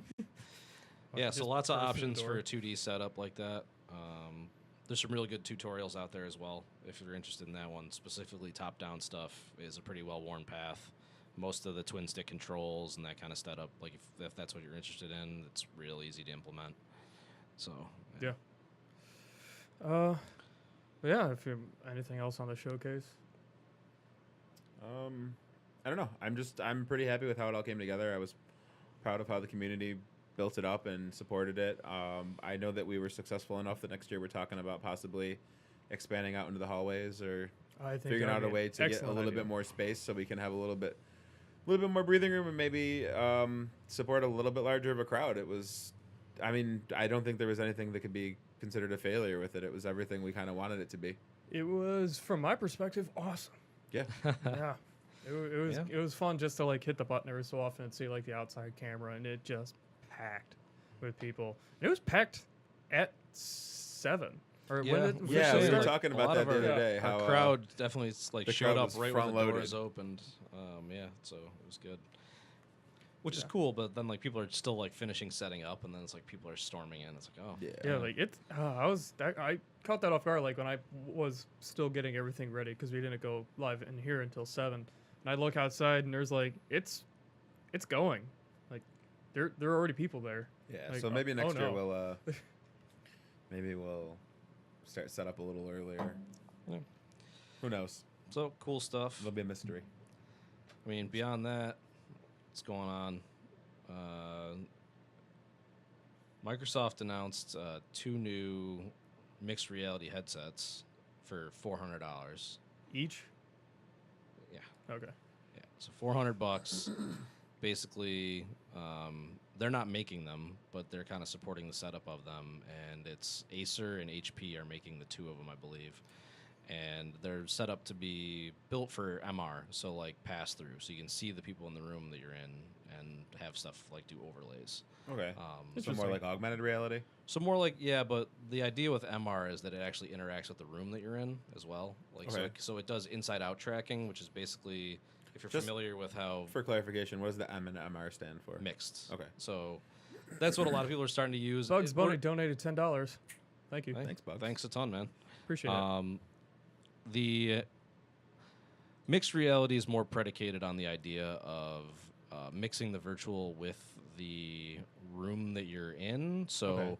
the example might be like, if I have a virtual little dog and he pops out of into the space, he would land on the table and run and know where the edge is, and if he jumped off of it, he would fall to the ground. Interesting. That's cool. So as opposed to like AR, like Pokemon Go or whatever, where it's like they don't care about the geometry of the room you're in. Not They even a just little they bit. just pop on over whatever they're in. They just kind of hover on yeah. something. Right. So at some point, one of those terms is going to go away. It's either just going to become MR or AR, but that's how they're distinguishing it right now. And so anyway, the bottom line is these headsets also do their own tracking. So like if you're familiar with the Oculus Rift or the HTC Vive, where they have the base stations like up and thing or on your desk, these don't have any of those. The tracking's all in the headset, like facing out Interesting. into the room that you're in. So you don't need any base stations. You can actually walk around. That's and So it's not like a situation with like Wedge, where like, or any VR game with the room tracking, where like if you bump the thing, it gets real bad. yeah, there's nothing to bump. It's on your head. Good. Yeah. So, I mean, they've all been working on trying to aim to inside-out tracking for a while because that solves a lot of the problems that are inherent in the systems. But also the fact that they're priced so cheaply, like $400 is nothing for Yeah. this kind of That for is this kind of surprising. technology. Especially I mean, they don't come with to- anything. They don't do anything Sure. else, and you need to have a computer to run them. They are still much more That's always been inherent. They're more in the line- virtual reality chase, though. right. They're more in line with the Vive and Oculus in the sense that you need to be hooked to a computer. They're not like Gear VR or Daydream where you just Sure. drop your phone in it. Although those guys also announced that they're working on standalones. I think HTC might have announced that they're doing a standalone one that needs no Random phone. noises. So it's basically just the Daydream headset Sure. you put on. So it's got its own incorporated graphics and screen and whatnot. Do those 2 Microsoft headsets have a name yet, or are they just? No, if you search for them, they're just kind of like mixed reality headsets, and they're HP and Acer are making them. And the one thing that they're also looking to do is add hand tracking, which they're not launching with, but they're looking to add hand tracking. If you see the tracking devices that they're looking to make, they straight up look like they're trying to avoid a lawsuit from Oculus and Vive at the same time because they look like little wands that have like a ring at the end of. So it's like the ring from a touch controller and the wand of a Vive controller like put together, and that's going to be like their hand tracking device. That was Acer's, you said? Well, if you just search for it, you'll find Acer and I'd HP imagine that they making- did their homework enough to know what they would or wouldn't get sued for. Well, they wouldn't get sued for any of it because if they built it differently, like you can't straight up copyright like A shape? an exact shape, but you can copyright an embodiment. Like if they built it the exact same way, they could sue. Sure. Yeah, the hand track. Yeah, so you see the little hand Oh trackers. wow, that thing's intense looking. So it looks like yeah, like I said, it looks like a mashup of the two. It's got like a trackpad. It's got the ring. So it looks as long like as it works. they look for the parts that were from the other ones and they put them together. Drop that. So chat. it's interesting to see if any of these things are going to catch on. The fact that these things are even coming out is a good sign because that means the next version of them is going to be that much faster and cheaper. Since they're already hitting the $400 price point, that's really great for consumer grade stuff coming out at some point. Well, that was always the big thing for PlayStation, right? That they were the cheapest of the price points, but Right. it was also the worst of the technologies. Yeah, well, the big thing for PlayStation was it runs off a PlayStation. Right? Yeah, I mean that's Yeah. that kind of goes without saying. But Well, like, the it's prices, important, but it's important to note because a that's PlayStation is cheaper than a computer that can run VR. insanely cheaper. But even more important for most of the people, is a lot easier to set up. Yeah, A lot of people are intimidated to build a PC, which a lot of us would disagree and be like, "Why are you scared of that? Just build a PC." Yeah. But it's easy to say that bitch. once you've done it. It's like it's like a mechanic could be like, "Why would you take your shit But to they go make get it your oil so change? Just do it easy yourself." now. Everything is Yeah. color coded and just snaps together. Well, that's true. It's not like it used to be, Like where Legos. you were intimidated for a reason. Yeah. So Diffusing a bomb. That's what it felt like. So it is interesting stuff, and I didn't just pull the trigger the second they put them out. I'm interested to see kind of what comes out of it. I might have to grab one for development. I don't know which one or what to do with them yet, but You got some looking into just it. to see, to yeah, do. just got some looking in to do, just to see what they're doing. Because the idea is that they have their screens kind of blocked off, and it does pass through. So one of the things to do mixed reality, you either have to have a clear screen that you're shooting Or a on, camera. or a camera, but the camera has to relay video so fast Yeah.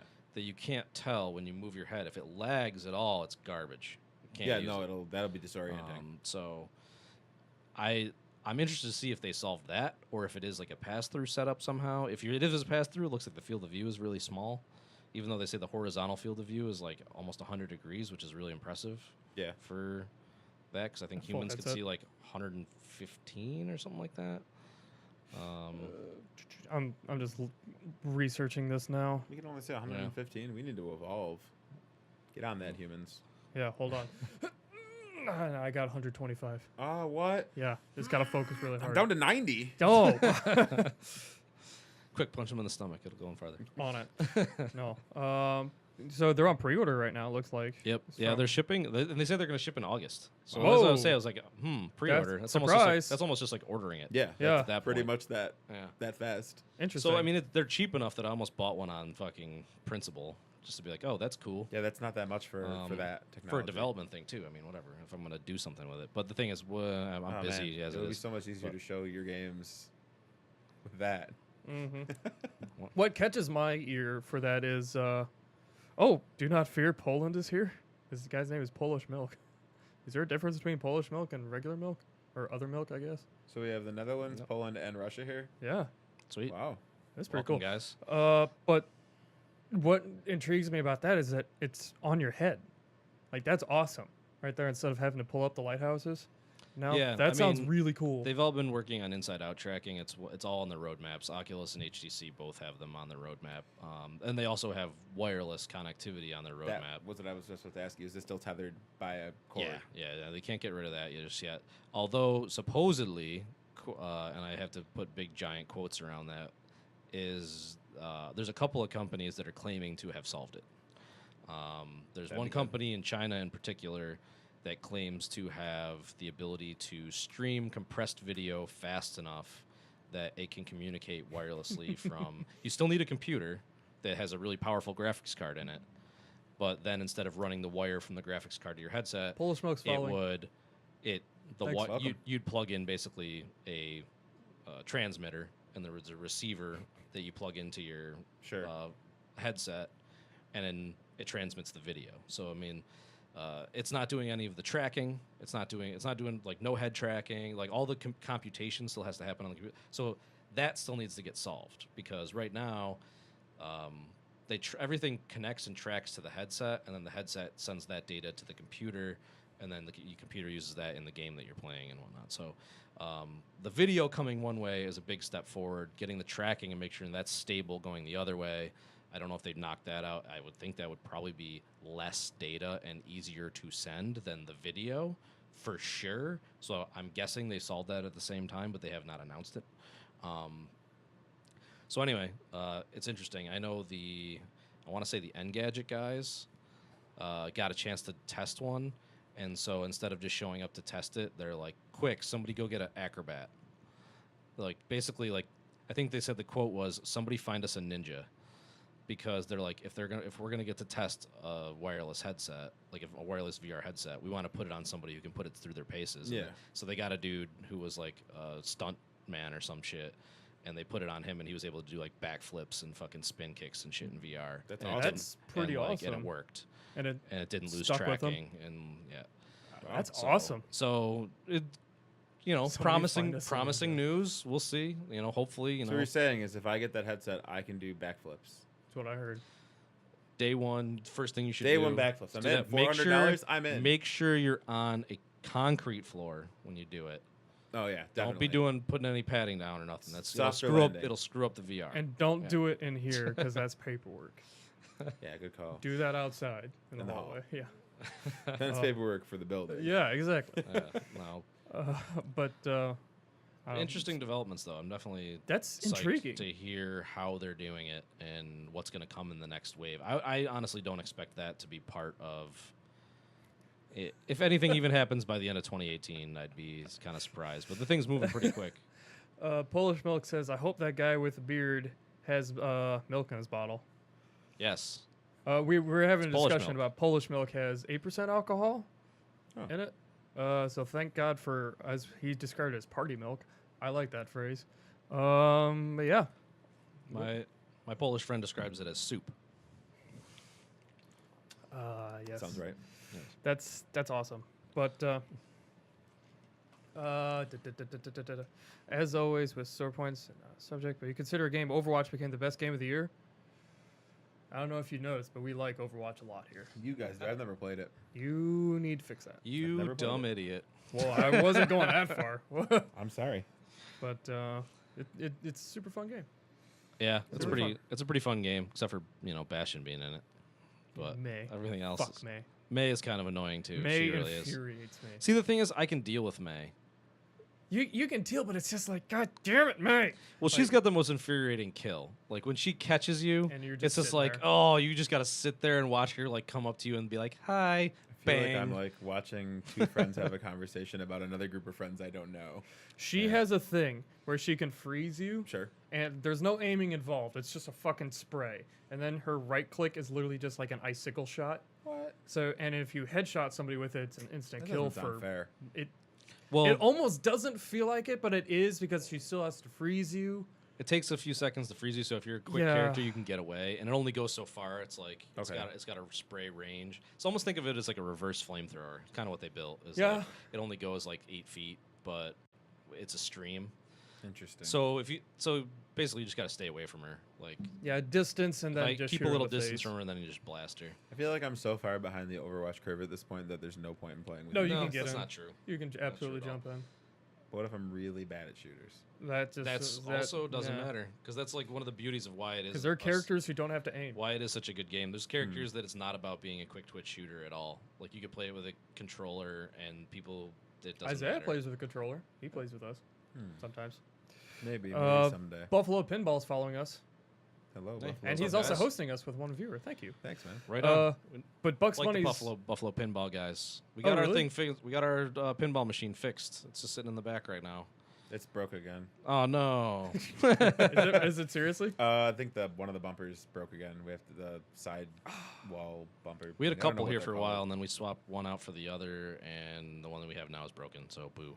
Yeah, but I gotta- it was fixed for a little I while. gotta talk to our guy about that and get that fixed again. It was fixed for a couple of minutes, and then I think whatever it was, he fixed unfixed itself. Hmm. I don't want to say it broke again. I think whatever fix he applied just unraveled.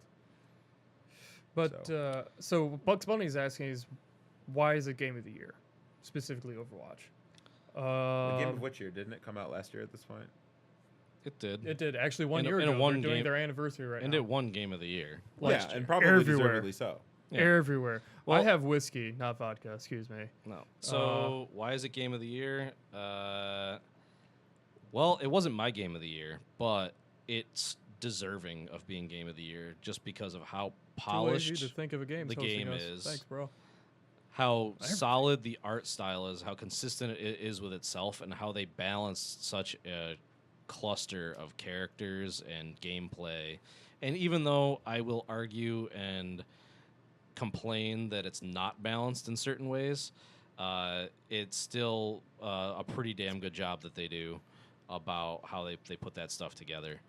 They've made some really dumb mistakes. Oh yeah, they have. But the Oh, yeah, dumb they mistakes are few and far between up against all the smart decisions they did make in putting that game together. One of them being you do not have to be a quick twitch shooter guy to play Overwatch. Only a couple of the characters actually are based on being super accurate and super fast with like a mouse. A lot of them are about bringing people in that have different play styles and have different experience expectations out of the game. But what's brilliant about it is that they basically took a first-person perspective that people call it a shooter, but it's not really a shooter. They're shooting, but it's not just a shooter. It's almost more of a sport. Like they really kind of have set it up where it's like There's definitely roles and like positions. there's roles, to play. there's positions to play, there's strategies, there's like offense and defense, there's like trying to take ground like in football. There's like King of the Hill type modes where it's all about and it's always 6-on-6. Like so it's it's like basketball or any other sport or whatever. Where it's like you have a team, there's a set number of people on the team, they play certain positions. You can put 5 centers out on the court in a game of basketball, but they're gonna get freaking shot over by a bunch of guards. Like so you want to have a good combination of the different people playing different roles on your team at any given moment. And there's so much complexity and interplay between all the characters and classes they created that no two games ever really play out the same way twice. You could play the same map 100 times and have 100 completely different matches with those on those maps. Yeah. Kind of in the same way that like Left 4 Dead has like a really great replayability because you can play that same levels over and over because it's always different, and it's about playing with a team and it's playing together, and that's what's kind of cool about it. It's too lazy to think of a name. Says it's 2 a.m. where he is, and he asks, should he go to sleep? No. Where are you? No, You're in the Netherlands, right? Was he in the Netherlands? No. No. So wait. So you said that was not your personal game of the year last year. correct. What was? Darkest Dungeon. All right. I did not play that. I'm trying to think. What we had the Game of the Year podcast, right? Yep. Yeah, there's Game What of Year did I podcast up think there. I said Overwatch was mine. It's quite possible. That's not surprising. Yeah, no, mine was What did I Darkest think? Dungeon. I think Overwatch was on my honorable mentions along with Dark Souls 3 and Raw Data and Doom. We're basically Which you're still playing. which I didn't still make haven't a list. finished. I didn't make a list for last year, but Doom would have been on mine if I made a Doom was list. fun. Doom Doom was was a awesome. lot of fun. Doom was Doom was awesome. and everything it needed it's to be. become a running joke around here because I play like 20 minutes of it every 2 weeks, and it's So taken aren't me you a toward year. the end? Yeah, I'm right by. Everybody keeps telling me I'm right at the end. I still haven't finished it. I want to. After this, I want to know where you are. I'm right at the end, Don't- according to everybody. Maybe they're lying to you. Maybe I want to know. don't I'll confirm it, or I'll play along with the ruse. Me, you'll never know because you'll Well, never beat it. Anyway, yeah. But yeah, Darkest Dungeon was my game of the year last year because lots of reasons. I don't know if we want to go into that right now. If you want to, there's a shit ton of podcasts where he does. I feel like we're. Yeah, I talk about it aw. quite a bit in some old podcasts. It's What? frozen. Still frozen? Yeah, it's still frozen. Keeping it fresh. Just microwave it. Keeping I'm it sure fresh. it'll be fine. Microwave it. Just take a quick side note. So, if you say the top left corner, nope, that way. This little bar here, which has been filled up a little bit, is our donation drive to get new microphones. So we got these 2 microphones here, as I hit myself in the face with them, are the Audio-Technica 2020s. We're trying to get 2 more to replace this one and the one that's usually over here when we have 4 people. We need $200 for that, and we currently have $10 thanks to Bucks Money. I'm good for another 20. I just can't get to it right now. Yeah, but we're trying to replace those, so we actually have good headphones. Trying to revamp this whole room. It's a slow process, but We're getting there. if you look at some of the older podcasts that are on YouTube, you can see that just leaps and bounds, if I do say so myself, over where we used to be. So if you are so inclined as to donate to that, any donations tonight on this stream will be going to that. So that is my little spiel on that. Back to Why wherever you we should were. play Overwatch and Darkest Dungeon. Yes. Both of them at the same time. Yeah. Yes. I don't know if I can physically do that. Yeah, then you're not pro enough. Nah, Unity doesn't want to keep casual. downloading. I'm a casual gamer. What is the most the game space game of the year? Like of the games we've made or the games that we've all played? Because we have a Game of the Year podcast. Yes, and we all voted on our games of the year, and I think a final winner was announced, which might have been Overwatch. I'm pretty sure it was. I would not Overwatch. be shocked. You guys play it a lot. Every day at 5 o'clock, roughly. Well, it was actually a vote. Like, people voted, and it got tallied up, and I think they just had the most votes out of members of Overwatch. I think mine was Overwatch. I think I was the only person who voted for Darkest Dungeon. I think I abstained from this list because I couldn't figure out anything besides Doom, but Doom didn't feel like it should be the game of the year. There was a for few me. people that voted for Doom. I think Chris and John D both voted for Doom, and Doom was on my honorable mentions for sure. That game did a lot of smart, fun things. It was a lot of fun. For such a silly, stupid game, it's Basically very well played put Doom together. And Darkest Dungeon and Overwatch. Yes. Mine was, my honorable mentions were, I think, The Division, and crap, what was the other one? There was one more. I don't remember. But yeah, Overwatch was. I almost didn't want to pick it because I knew everybody fucking else was gonna pick it. I want to do something else, but it's like I played it consistently through the whole year. It had a great personality. The music's amazing. Yeah. The gameplay's fun. Like, it's like, damn it, it deserves it, but I don't want it. I want to do it something else. Yeah. You should get a bot with coins so you can gamble in chat. We can gamble in the chat. Sure. That Yeah, Twitch we used thing? to gamble Sky Coins and quasi stream. Yeah, we don't talk Yeah. about that guy. Why Yeah. not? The Kazi. Gazzy. Kazi. Well. So So we got off topic again. Yeah, I'm trying to but remember where the hell we were. We were coming from. talking about VR stuff again. Oh yeah, there Yeah, we got way off But, topic. Oh wow, how did We got get onto to- That's Overwatch fine. for a reason. Somebody asked, "Why is it Game of the Year?" Oh yeah. But like, how did we even get to Overwatch Well, before that? What's No, that next was on it. the What's next on the list? That was it. Now we're in the shoot the shit portion. Oh, Yeah. Yeah. the STS portion. So if people Yeah. got questions about development. Yeah. or If not. anybody let a rip in the chat. Just a side news, Silver Lake just invested $400 million in Unity. Silver Lake. Who's It's Silver a Lake? venture capital firm out in the valley. Yeah. So investigate this. Silver Lake. They used to have a valuation of like 1.2 billion, and I think now they're valuated at like 3.5 or some Jeez. shit like Holy that. shit. So that's pretty cool if you're into that development tool. I mean, it Did we basically just get means someone? it basically means that subscribe or they're not whatever? sold to Right. another company, but they just got a massive influx of cash Bugs Bunny to, donated. to add Bugs their. Bugs Bunny donated $10. When I make the game you. with the team and 6 people, it will be this summer, namely the middle of July. Remind me to make a donation. $10,000. Oh, okay. We'll put that on the calendar. Yeah, right there. Remind when. No, let us know when you release it. We'll give you a little shout out. That's Yeah, that's for sure. awesome. Yeah, thanks. But yeah. Sorry, I was oh yeah, You're shit. I was looking up- into I it. mean, there's nothing to see. They're just a venture capital firm that. I was just raise- curious to that see what invests- other companies. Well, they invest in major tech companies. Yeah. And they just so they got a crap ton of money, and they invest in major tech companies when they think there's a growth opportunity to cash out on something at Like some point. and Skype, get money back. apparently. Dell. So Oh, yeah, wow. so That's pretty it's interesting. interesting news. Sometimes these things are a little weird, but I think right now it just means they're going to get a massive influx of money to hire more developers, add more features to the engine, That'd be work good. more on rendering, Send me more emails. send you more emails. Dude, I shut those things off. They're gonna man. spend it all on marketing people just to send you more emails. Well, I was just saying to them the other Just day, to you though. I had to re-up my Unity, my sign-in or whatever. They were like, sign back in or whatever. I don't remember exactly what it was. But then all of a sudden I was like on whatever email list I'm Yeah. on now, and I just haven't unsubscribed yet. Just unclick that at the bottom. God, But I wasn't for like years. They didn't send me anything. Unity's man, they throw a lot of shit. So especially asset store stuff. Like if something that you bought like 14 years ago has a new version on the asset store, you should go look at it. Like, no, stop. Well, they only do that in bundles. Not like- me.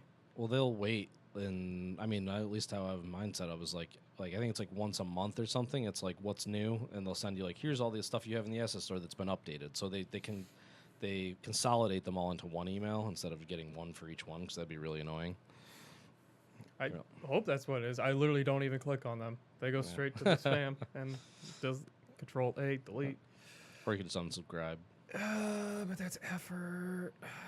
You just clicked two things to do the thing you said instead of clicking one But thing. not in Gmail. You literally just click the checkbox and you hit the delete. I guess that's still 2 clicks.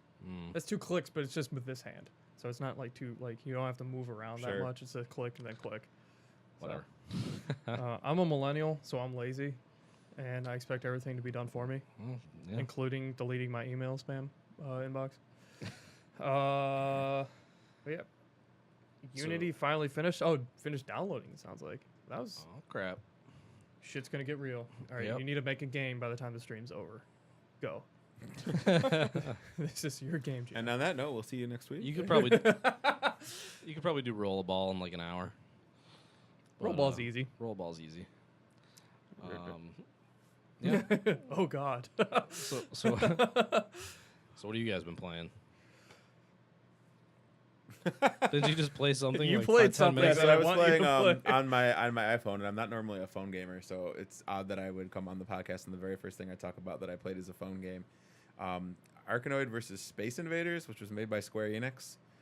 So it's Arkanoid is the classic brick breaking game where you have the little paddle at the bottom and you bounce the ball back and forth, and it bounces back to you, and if you miss, you lose, whatever. And they mixed it with Space Invaders, so you're given these stages where there's also aliens in the bricks or in between the bricks or past the bricks or whatever, and you have to kill them all by bouncing the ball either past the bricks or through the bricks. So it's strangely genius mashup for the first like 8 levels I've played. It did look actually kind of interesting. It's not bad so far. I was kind of surprised that it worked the way it did. Yeah, it's got some goofy space anime story that I'm not paying any attention to, so Nobody cares. I can't tell you how that is. And the music's exciting but not notable, so I don't know, it's whatever. But I'm not having a bad time with it so far. Oh, that's Surprisingly. all you can ask for, right? Yeah. There's another game I think you played, right? I played a little bit of the Magikarp jump game that came out, which What? I don't know. It's a I only game did that it a little bit. exists. Magic. So they made like a Magikarp game on the iPhone. It's actually a Pokemon game. Like it's not like a knockoff. It's legit. And you train your Magikarp, and then it jumps, and then the Magikarp you're competing against also jumps, and then when they hit the ground, it measures how far down into the ground you go, and you win or lose based on that. And I played 1 round of it, and I was like, I don't know what I'm looking at, and then I decided to play the other game. What What the is shit It's is weird. going on? Yeah, you're looking at the footage right now, and it's I don't know. Apparently, I you can didn't love evolve it to a Gyarados. I didn't love it. So there's that. What the fuck? You eat berries or something, and then That's it like gets fish food? levels, and then you go train it, and it's like everything's automated. Like you're not doing anything really. This looks like But a can you buy things? LSD fever dream. Probably. I don't know. I didn't I mean, get this that looks far like into it. it just looks like pure Skinner box. Like click the thing, click Yeah. the thing, click the thing, I mean, that's how it felt. and then coins pop up. That's how it felt. I I'm not gonna lie.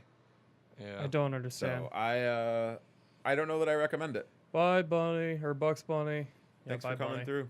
Appreciate you. Thank you for the donations. But yeah, that looks like a fever dream. That's real? But yeah, moving off of that, what have you guys played? man. Well, I don't even know where to go to from that. I Magic played card jump. a little bit of Overwatch. We already talked about that. Yeah. There's just like assumed Overwatch at this point. Yeah. Like, I just mean, for all of I'm us. surprised you guys don't have just like an Overwatch segment. We used to. we kind We of kind of already do. when the game first came out, we did kind of. It was the Overwatch podcast. We would when we started it like the first 20 minutes to half hour were like guaranteed to be Overwatch talk, and then it got into other stuff. Usually, not always. But then some of us stopped playing Overwatch because it sucked for a long time, and then they fixed it, and so people came back. Cool. It's good again. Yeah, they broke it hard. But What was the? Because every season's meta is different. So now, as a person who's been involved in all 4 seasons at this point, season 4 is about to end in, I don't know, watch on 2 days. So I need to get to gold. So watch the Twitch stream because I sometimes stream on that, and I need to get gold. But Greg, Mr. I'm going to just not respond to your messages when you're trying to play Overwatch at night. Not naming names, Greg. Fucking Greg? yeah, Greg. I literally messaged him on Slack and through Overwatch, and he's just like, it whispers, it pops up on the screen in the game. It's purple. It's a different color. He knows you're ducking him. Yeah, and he's just like, Calling you out, Greg. he literally just went like, no response at all. Period. Calling you out, man. God damn. So upset I was gonna stream it and everything. Oh, I did stream it, but it was weird because it was just So I me. did it anyway. And I'm just talking to the camera, and it's weird because I don't know how to do that yet. I was really sad, Greg. Yeah. I don't know what your experience in Season 4 has been because I don't really play competitive. But I had a revelation the other day when we played a competitive match. Make a diss track on Greg. We a played great we idea. played a competitive match, and not to go into it again with Anthony being like, "What the fuck are you talking Let about?" her rip. Let's go. 2 out of Go 3. for it. And I Overwatch realized podcast. that the other team was legit playing positions on the map. Like they were running to the same spot. Like if they died, they would just run back to the like they had clearly communicated and chosen like specific positions in the map to take up, and they were just running back to. If you killed them, they just went right back to the same spot. So you knew where to find them after a little bit. And even though we knew exactly where to find them, they straight up myrtleized us. And I was kind of like, well, that's ridiculous. Like I knew exactly where they're going to be. If you're predictable like that, we should just be able to tear them apart. But the way that the current meta is set up, the way that they were doing it, is that they were using basically an Orisa and a Diva flanking a Bastion and a Mercy, and they were just posting up. I was following you Yeah. until you said those names. Basically, they had two characters that block incoming shots, Orisa can drop a shield for the whole team. and Diva can Okay. put up this thing defense matrix so that it just disappears bullets, and anything coming in it just vanishes and doesn't hit anything. And Mercy's a healer, and she can also boost your damage when you're at full health. So kind of like the medic from Team Fortress. But Bastion is just a mobile turret. You click him, and he just plops down, and he turns into a minigun that you can't move, but you're just a chain gun. And they would just put shields in front of him and just sit there and protect him. And Mercy would just be boosting his damage, and he was just mowing down everybody that came in there. And if you launch any damage in it, like the shield guys would block it. If anything got through, Mercy would start healing up anybody who got hit immediately. It's a good strategy. And there's nothing we could do. And Bastion is known to like melt shields too, And because it there's- can put out so much fire that it just. And there's if Orisa drops nothing something, we it's could do. gone. We knew exactly where they were, and there's nothing we could do. And I was just Couldn't like, you just set up another situation like that across the map and just be like, no, come get us? no, because it's a center. It was a center point game, so it's like King of the Hill, and they did Which this on map the was point. it? Do you remember? It was Lijiang Tower, the one with the bridges on the left, Oh, and then so the that center one's point. pretty So brutal. all they had to do is they got It's a lot of inside it, choke points. and there was no way. And Bastion had a full field of view on any way into the capture point. That Gotcha. sucks. And That sucks. Orisa was watching one way. There's only two ways into the capture point. Orisa was watching one way. Diva was watching the other. Mercy was in the middle, saying, "What do you want from me?" And then they still had two more characters on their team, so they had a tracer on the left flank and a soldier on the right flank, just shooting at anybody that That came is a in. very fast person who can like blink around flash style, and Soldier is Call of Duty. Yeah, Gotcha. he's straight up Call of Duty in Overwatch, and As somebody who plays him, that's what he is. so there's nothing we could do, and it was just like, man, this is really boring and stupid, and I don't like this, and because that's usually what not the game. That's not what the game is like at all. Yeah. And Nine times out of when 10. people, but that's the current meta in the competitive mode at that level, is that if teams coordinate and they just play protect the bastion, they basically play protect the turret. You just get mowed down by a turret and you So lose. you think next round they'll balance that out? Well, They've already chipped they've it down. already nerfed him a little bit. The turret guy, like when the season started, They nerfed Soldier. he even had like more. He just had like a passive like damage reduction. that was like bullshit. passive armor.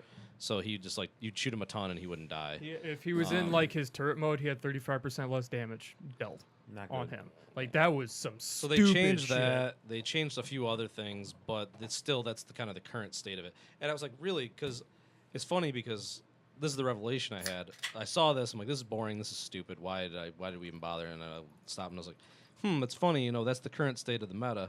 I haven't seen that in a while, and then I realized, oh, the last time I saw that was when I played competitive. When people So- care. So when people are trying and they're coordinating, like that's what they're doing now, and that's really dumb. So I was like, oh, I guess I just won't play competitive anymore because I have way more fun in quick play. Yeah. So I like competitive, just like every so often. Hey, Rip Slave, how you doing? R.I.P. Slave. There we go. I still like competitive in a group. I will not do it by myself anymore. Because you are just at the mercy of matchmaking, and Overwatch's matchmaking lately has not been good. Well, it's another thing that I kind of laughed at, and we were talking about it, and somebody at lunch was like, "They just don't give a shit. Wish we were sponsored. They by just don't give a Coca-Cola. shit about matchmaking. Like they're not even trying." And I was just laughing. They're like, "What?" I'm like, "They're trying as hard as they can. They've got teams of people that are trying to figure Yeah, I'm this sure they're putting a algorithm lot out. of effort into that. And that's the best they can do. But the bottom line is, the algorithm will always they're handcuffed." Because the algorithm always weights how much time it's already spent looking for a game to you versus what's available. Yep. So it could find a match for you right now and be like, these guys are way better than you, and we know it. We're not going to put you in a game with them. And it's going to keep looking for games. And after a while, it's just like, put them in the game with those other guys. Because they can't not find a game for you, because then you'll quit. Yeah, like you're not going to you just be like, this is bullshit. I've been waiting for a game for 5 minutes. At the original. So at a certain point, they're just like, fuck it. And then, so if you're waiting for 2 minutes and that throws you in a game, chances are it's going to be a shit show. Yeah. Sometimes it's in your favor. Sometimes it's a bunch Yeah. of noobs.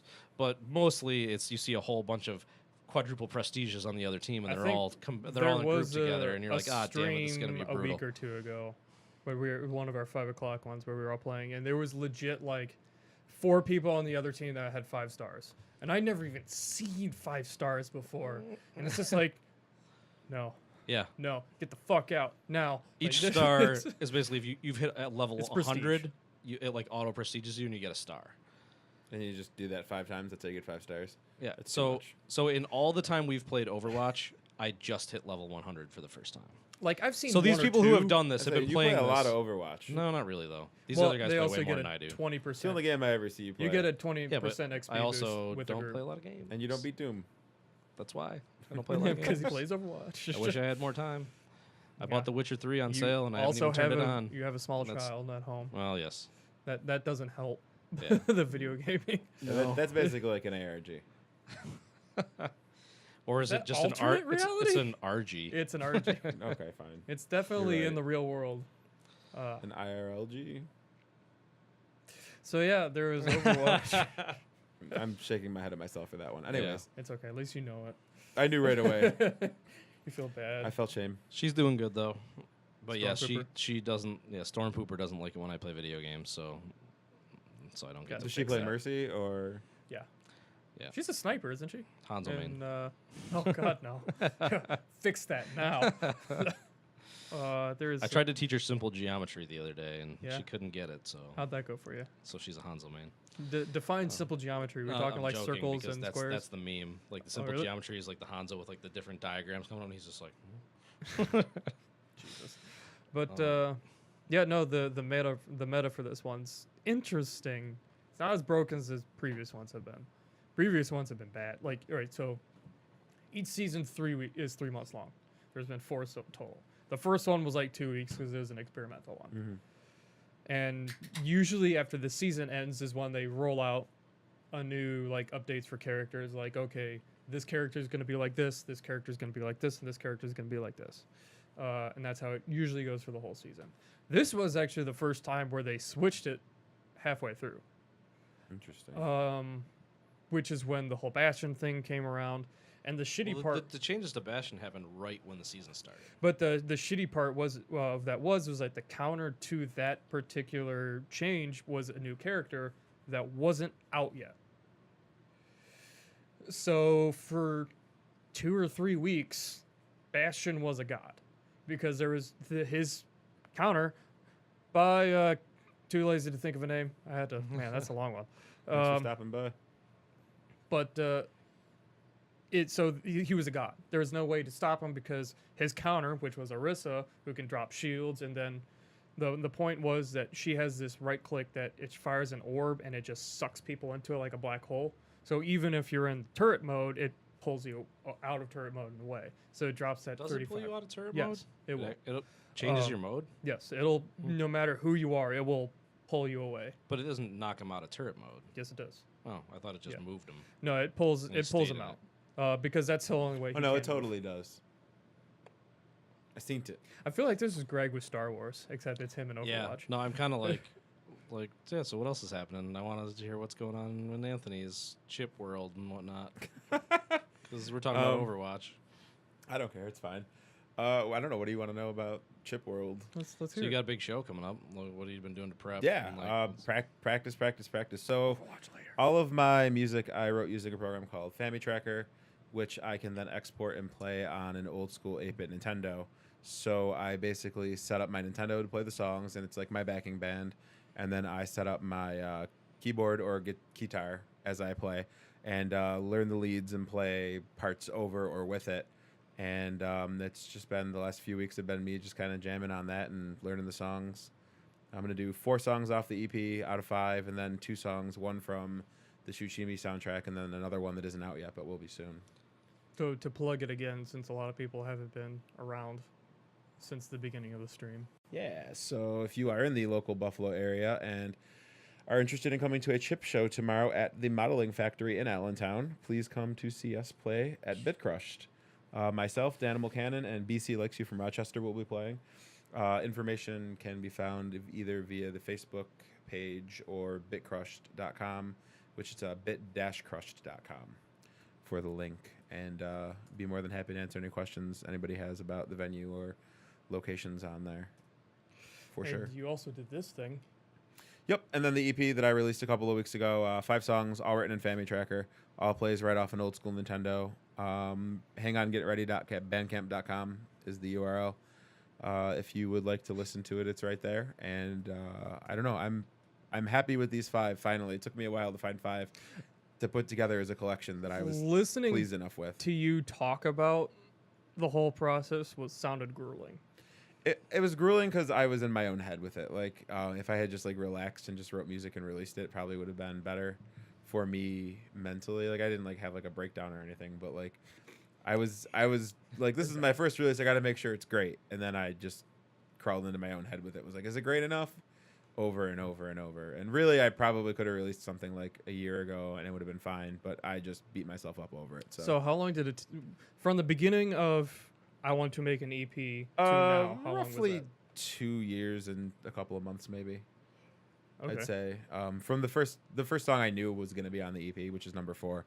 That was when I was like, all right, this is going to be the one, and It's I fancy. just built from there. And several tracks dropped off and came on, and whatever. Some didn't make it. Some will be B-sides. Some will maybe show up again later. But those are the 5 that I felt like made the cut. So one is Slipstream. We got Dead Zone, Kicking It, Night Driver is the one you're talking about. Yeah. And In Memoriam is the. Yeah, and they're not written in that order at all. I think. Oh really? Damn it! I just did that whole. No. thing. You have them right on the order of the CD. I'm just saying in the order that I wrote them Oh, I was like- in real time. Yeah, I'm like, what? That doesn't make sense. I think it went 4, 2, 3, 1, 5 in terms of the order that I wrote them. Can you get that CD online? Yeah. So you can order the CD right on the Bandcamp, or you can buy the tracks themselves for a slightly cheaper price. It's up to you. But I ship them out pretty quick, so if you're into it, check it out. Yes, do so, please. Please, he's hungry. Look at him. And so I play with a guitar, and BC I feel like this plays is a with a major missed vocoder. And opportunity to get you in here with a guitar live. I could do a live session. It would Next probably week. be interesting. We could Next figure week. it out. But BC Likes You. He's an artist from Rochester. He's playing the show too, and he plays music using his Game Boys, and he plays guitar over it and sings with a vocoder. So it does like a computer what? style voice. A vocoder? Yeah, it like changes his voice so he sounds all Oh. like, not auto tune, but like computery. You Interesting. never listened to Peter Frampton? It's like a talk box kind of, yeah. I've heard about Peter Frampton. And then Danimal Cannon, who's kind of a chip scene legend at this point, he plays music on his Game Boys and just shreds guitar over it. It's real nasty. So, I mean, if you're in the area, you're gonna see something pretty cool. Or a disaster if you're into disasters, but it's not gonna be a disaster. I don't think it's gonna be a No, disaster. it should be fun. I'm looking forward to it. Cool, man. I've never been to a concert such as this before. It's a different vibe, but it's I'm still the same curious to principle. see what happens. So the fact that we haven't really done it in Buffalo before makes me curious too. I Like don't know how people are The gonna crowd that's yeah. gonna be drawn. I don't know who's gonna be there. I don't know how they're gonna take the music. I don't know what to expect at all. So Do you have a potential number of people coming so far? No, there's no like RSVP situation. Or That's right, anything. because yours was And it's a just- smaller room, yeah. so even if 50 people show up, it'll be crowded. So Interesting. Is there AC? I don't think so. Shit. But luckily, it's not super hot out right now. So Yeah. There's an outdoor portion, right? yeah, there's an outdoor area. So at least it can ventilate. I'm excited. I will be there. I'm looking forward to having you it's- guys there. It's I'm curious as like because you've played here before. Yeah, For the like Halloween party. party and then for I think other stuff, right? No, just the Halloween party. Really? Okay. Well, you play at the Halloween party, and watching that was fun. But like a concert that's literally you're there for that. I'm curious. Yeah. And we're gonna have games set up too. We'll have Bruise and Cruises will be set up, and a Small Robot Story and Wedge will be set Who up. made Small Robot Story? BC. So BC? the other act on the that's show. Right. Okay. BC likes you, or well, we just call him BC, but Rob. You caught me off is guard his for a actual second. Like name. he likes me. BC does like you. Yay. He likes everyone. That's- But that's he'll one. be there showing off his game, and it's a cool Mega Man style platformer. Yeah, that's coming along good. Yeah, it's looking great. Looked Made in great. Construct too. So if anybody out there is curious about tools, Construct is pretty easy to pick up and learn, and it's pretty capable. It is indeed. Yeah, no, I'm looking forward to it. You got anything else on that? Just in general, the life of Anthony. Not really. That's the gist of what I've been going through between that and the showcase. That was my last couple of months ramping up toward those things That's fair and enough. this release. So So outside that, Okay. what's the coolest thing that you saw or did in 2 weeks? the coolest thing I saw or did in the last 2 weeks was Mm. probably the showcase. Oh, wow. Well, the coolest Shit. thing I did was release Outside my the EP show. Oh, yeah. personally. It's good. Yeah, Um, that's groundbreaking. That's a nice milestone. Yeah, it feels good to finally Have it done. launch it. Yeah, like we did the extended Shuchimi soundtrack, but I only did 3 of the extended tracks out of the 10 that were on it. So I wasn't quite as invested in that. And like, yeah, it's the soundtrack for the game, and I made it, but like, those were all like 10-second songs made over the course of like 2 years. So it didn't feel like a culmination of effort. Yeah. It just felt like, hey, the ball was rolling and it picked up all this stuff. So Very Katamari style. as somebody asked at the general meetup a couple days ago, what's next? I'll answer it hopefully similarly. I'd eventually like to do a full length release.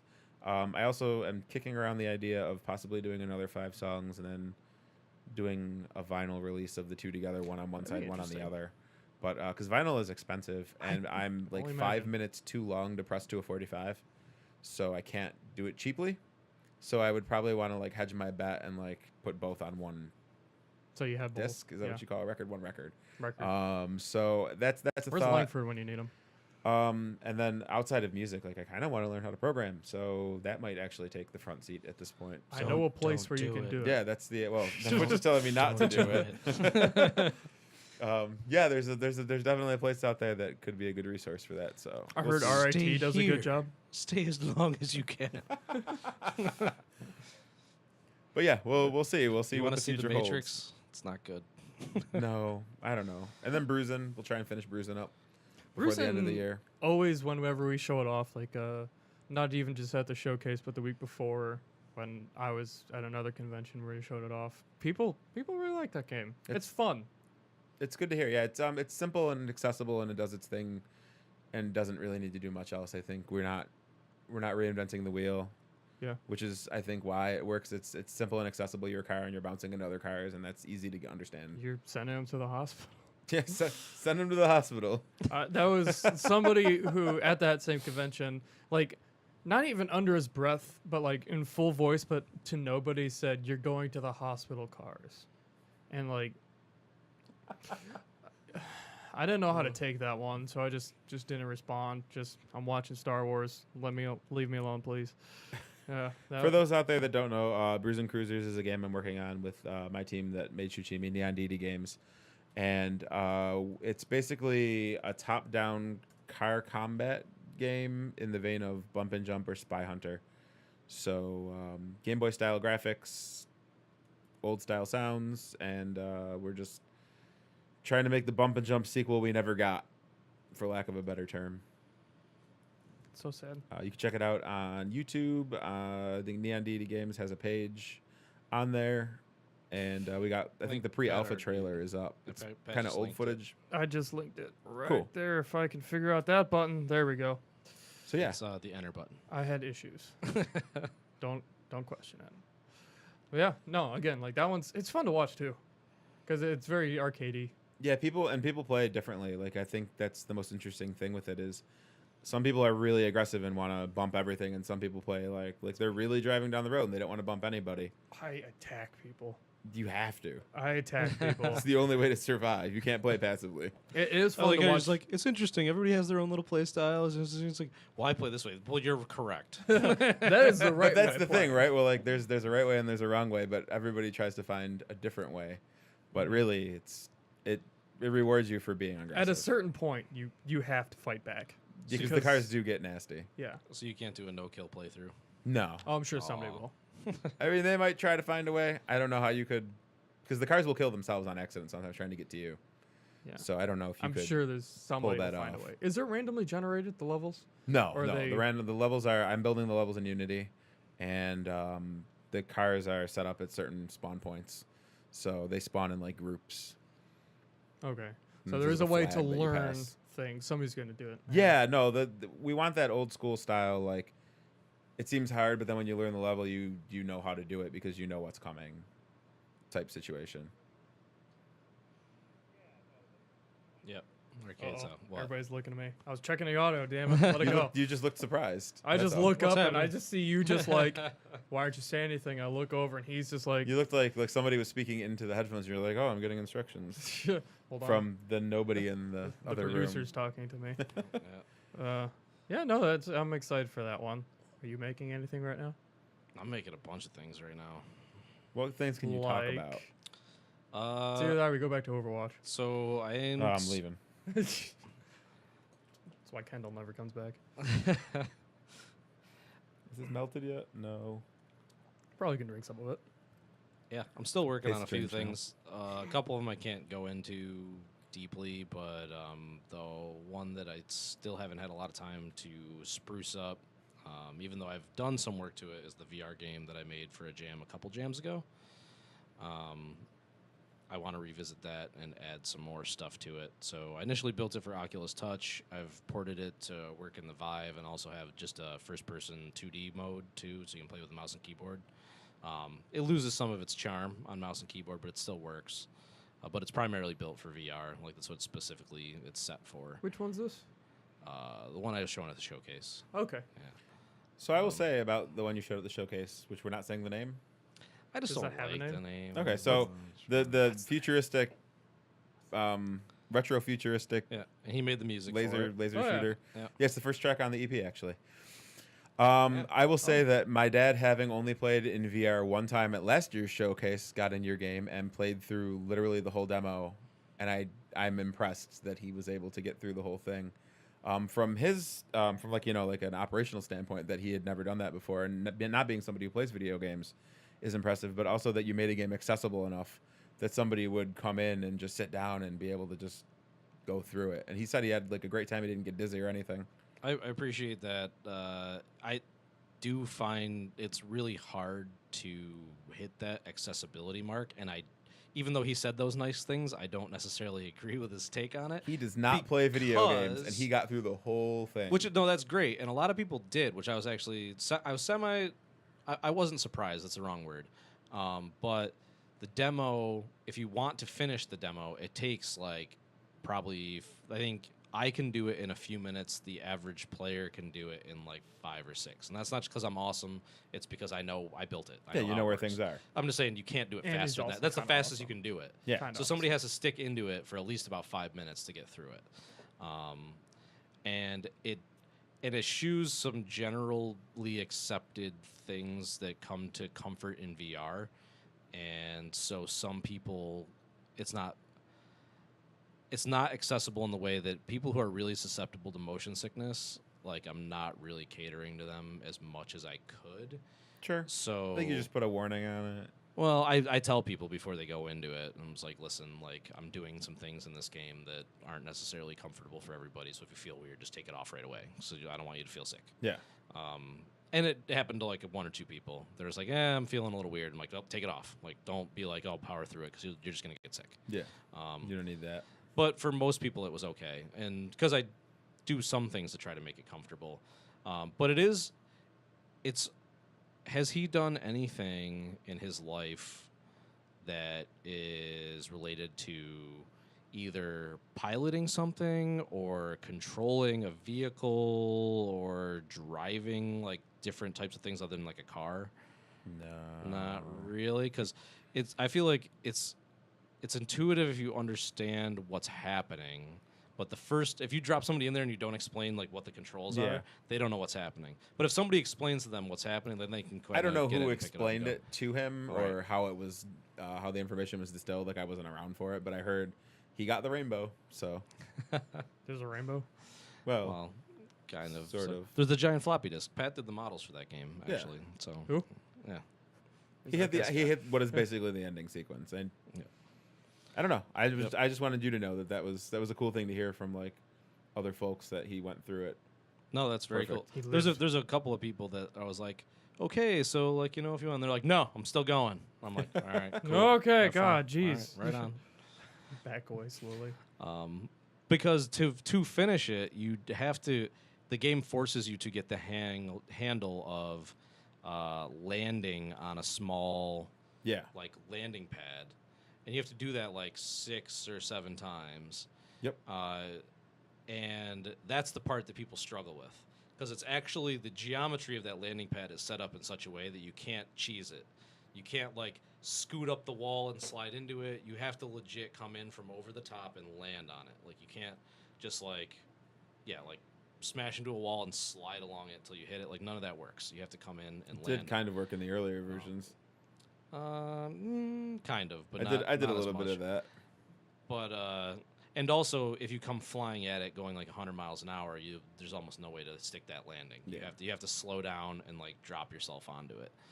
And that's what a lot of people struggled with. Like the people who wanted instant gratification, they're coming at it like 100 miles, like, oh, I'm gonna get it, and then when they miss it, they're like, like, damn it, I just missed it. I'm sorry, Like, what? You're They usually were like, going what? so fast when you do miss it that you're Yeah. like, whoa. Yeah, and then it's like gone, and it's like 100 meters away already, and it's like, now ah, we shit. go to the next one. Yeah, and then people throw up the grappling hook and start swinging around it and try to come back up. A lot of people just try to cheese it and it's like slide up the side of the building, and it won't let you do that. So that stuff, like I could have turned that off for the demo. I could have turned a few things off for the demo to make it a little bit easier, but I already went to the point where it doesn't kill you at a time limit, and the enemies don't even kill you in that demo. Like if they ram you, they just kind of ram you. Sounds like you did the right thing. But they don't. But you don't die. And nothing kicks Yeah. you out of the game. It just lets you keep playing. So yeah.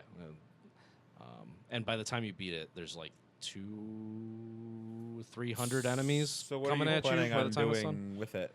I don't know if I can go, or if I should go into super deep Okay. plans, but I've already changed a bunch of the aesthetic.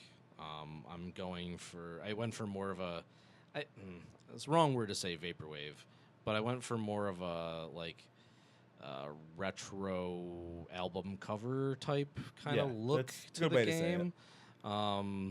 So I replaced the skyboxes and It's very laser. I simplified some of the geometry, so instead of having like a lot of like super like brightly lit, like it's more like they're black with big emissive call outs, like it's very distinctly set up, and it's more kind of almost like a virtual, I don't know, city's the wrong word because it's not even exactly what I'm doing, but it's more like that than the initial version is. So there's an art change that goes into it, but also right now you just have to land on the little pads to do it. But the whole premise behind the game is that you're kind of in this retro future hacker space. And so I always wanted to, even in that jam that I built it, put in some kind of like hacking puzzles. And I never got around to it. So I wanted to put those things. So when you get to, so instead of making it super hard to just land on those spots, which I want to do a couple of those, but I don't want the whole game to be like, and then land on the pad again. Like that's whatever. It's cool a couple of times. It feels good, but that's not what the game's all about. Is to like, you have to find these different hacking stations, and at different hacking stations, there's different puzzles you have to do. And they are all predicated on manipulating things in 3D with your hands. So like, they pop up actual like world space 3D UI, and you have to move the parts and interlock them to like unlock the thing that then hacks the system to do it. So it's not just you land it and you did it. You have to do like a quick little puzzle while the enemies are hunting you. And I've got some future extensions to it that I think are really the killer part of it. But I don't know. I'm not ready to go don't give it into away. yet. Future podcasts will be had. There will be.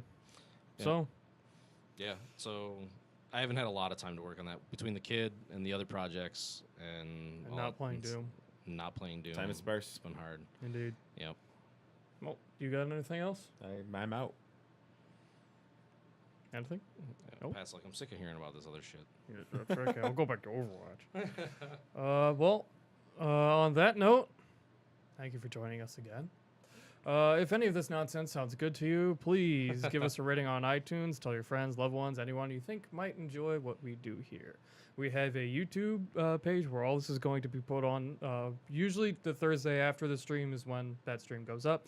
We got the Twitch page here where everything's archived for, 30 days, I think. We do semi-regular streams through the week, which is usually just me playing something. Sometimes with them, sometimes by myself, like a sad person. There's those.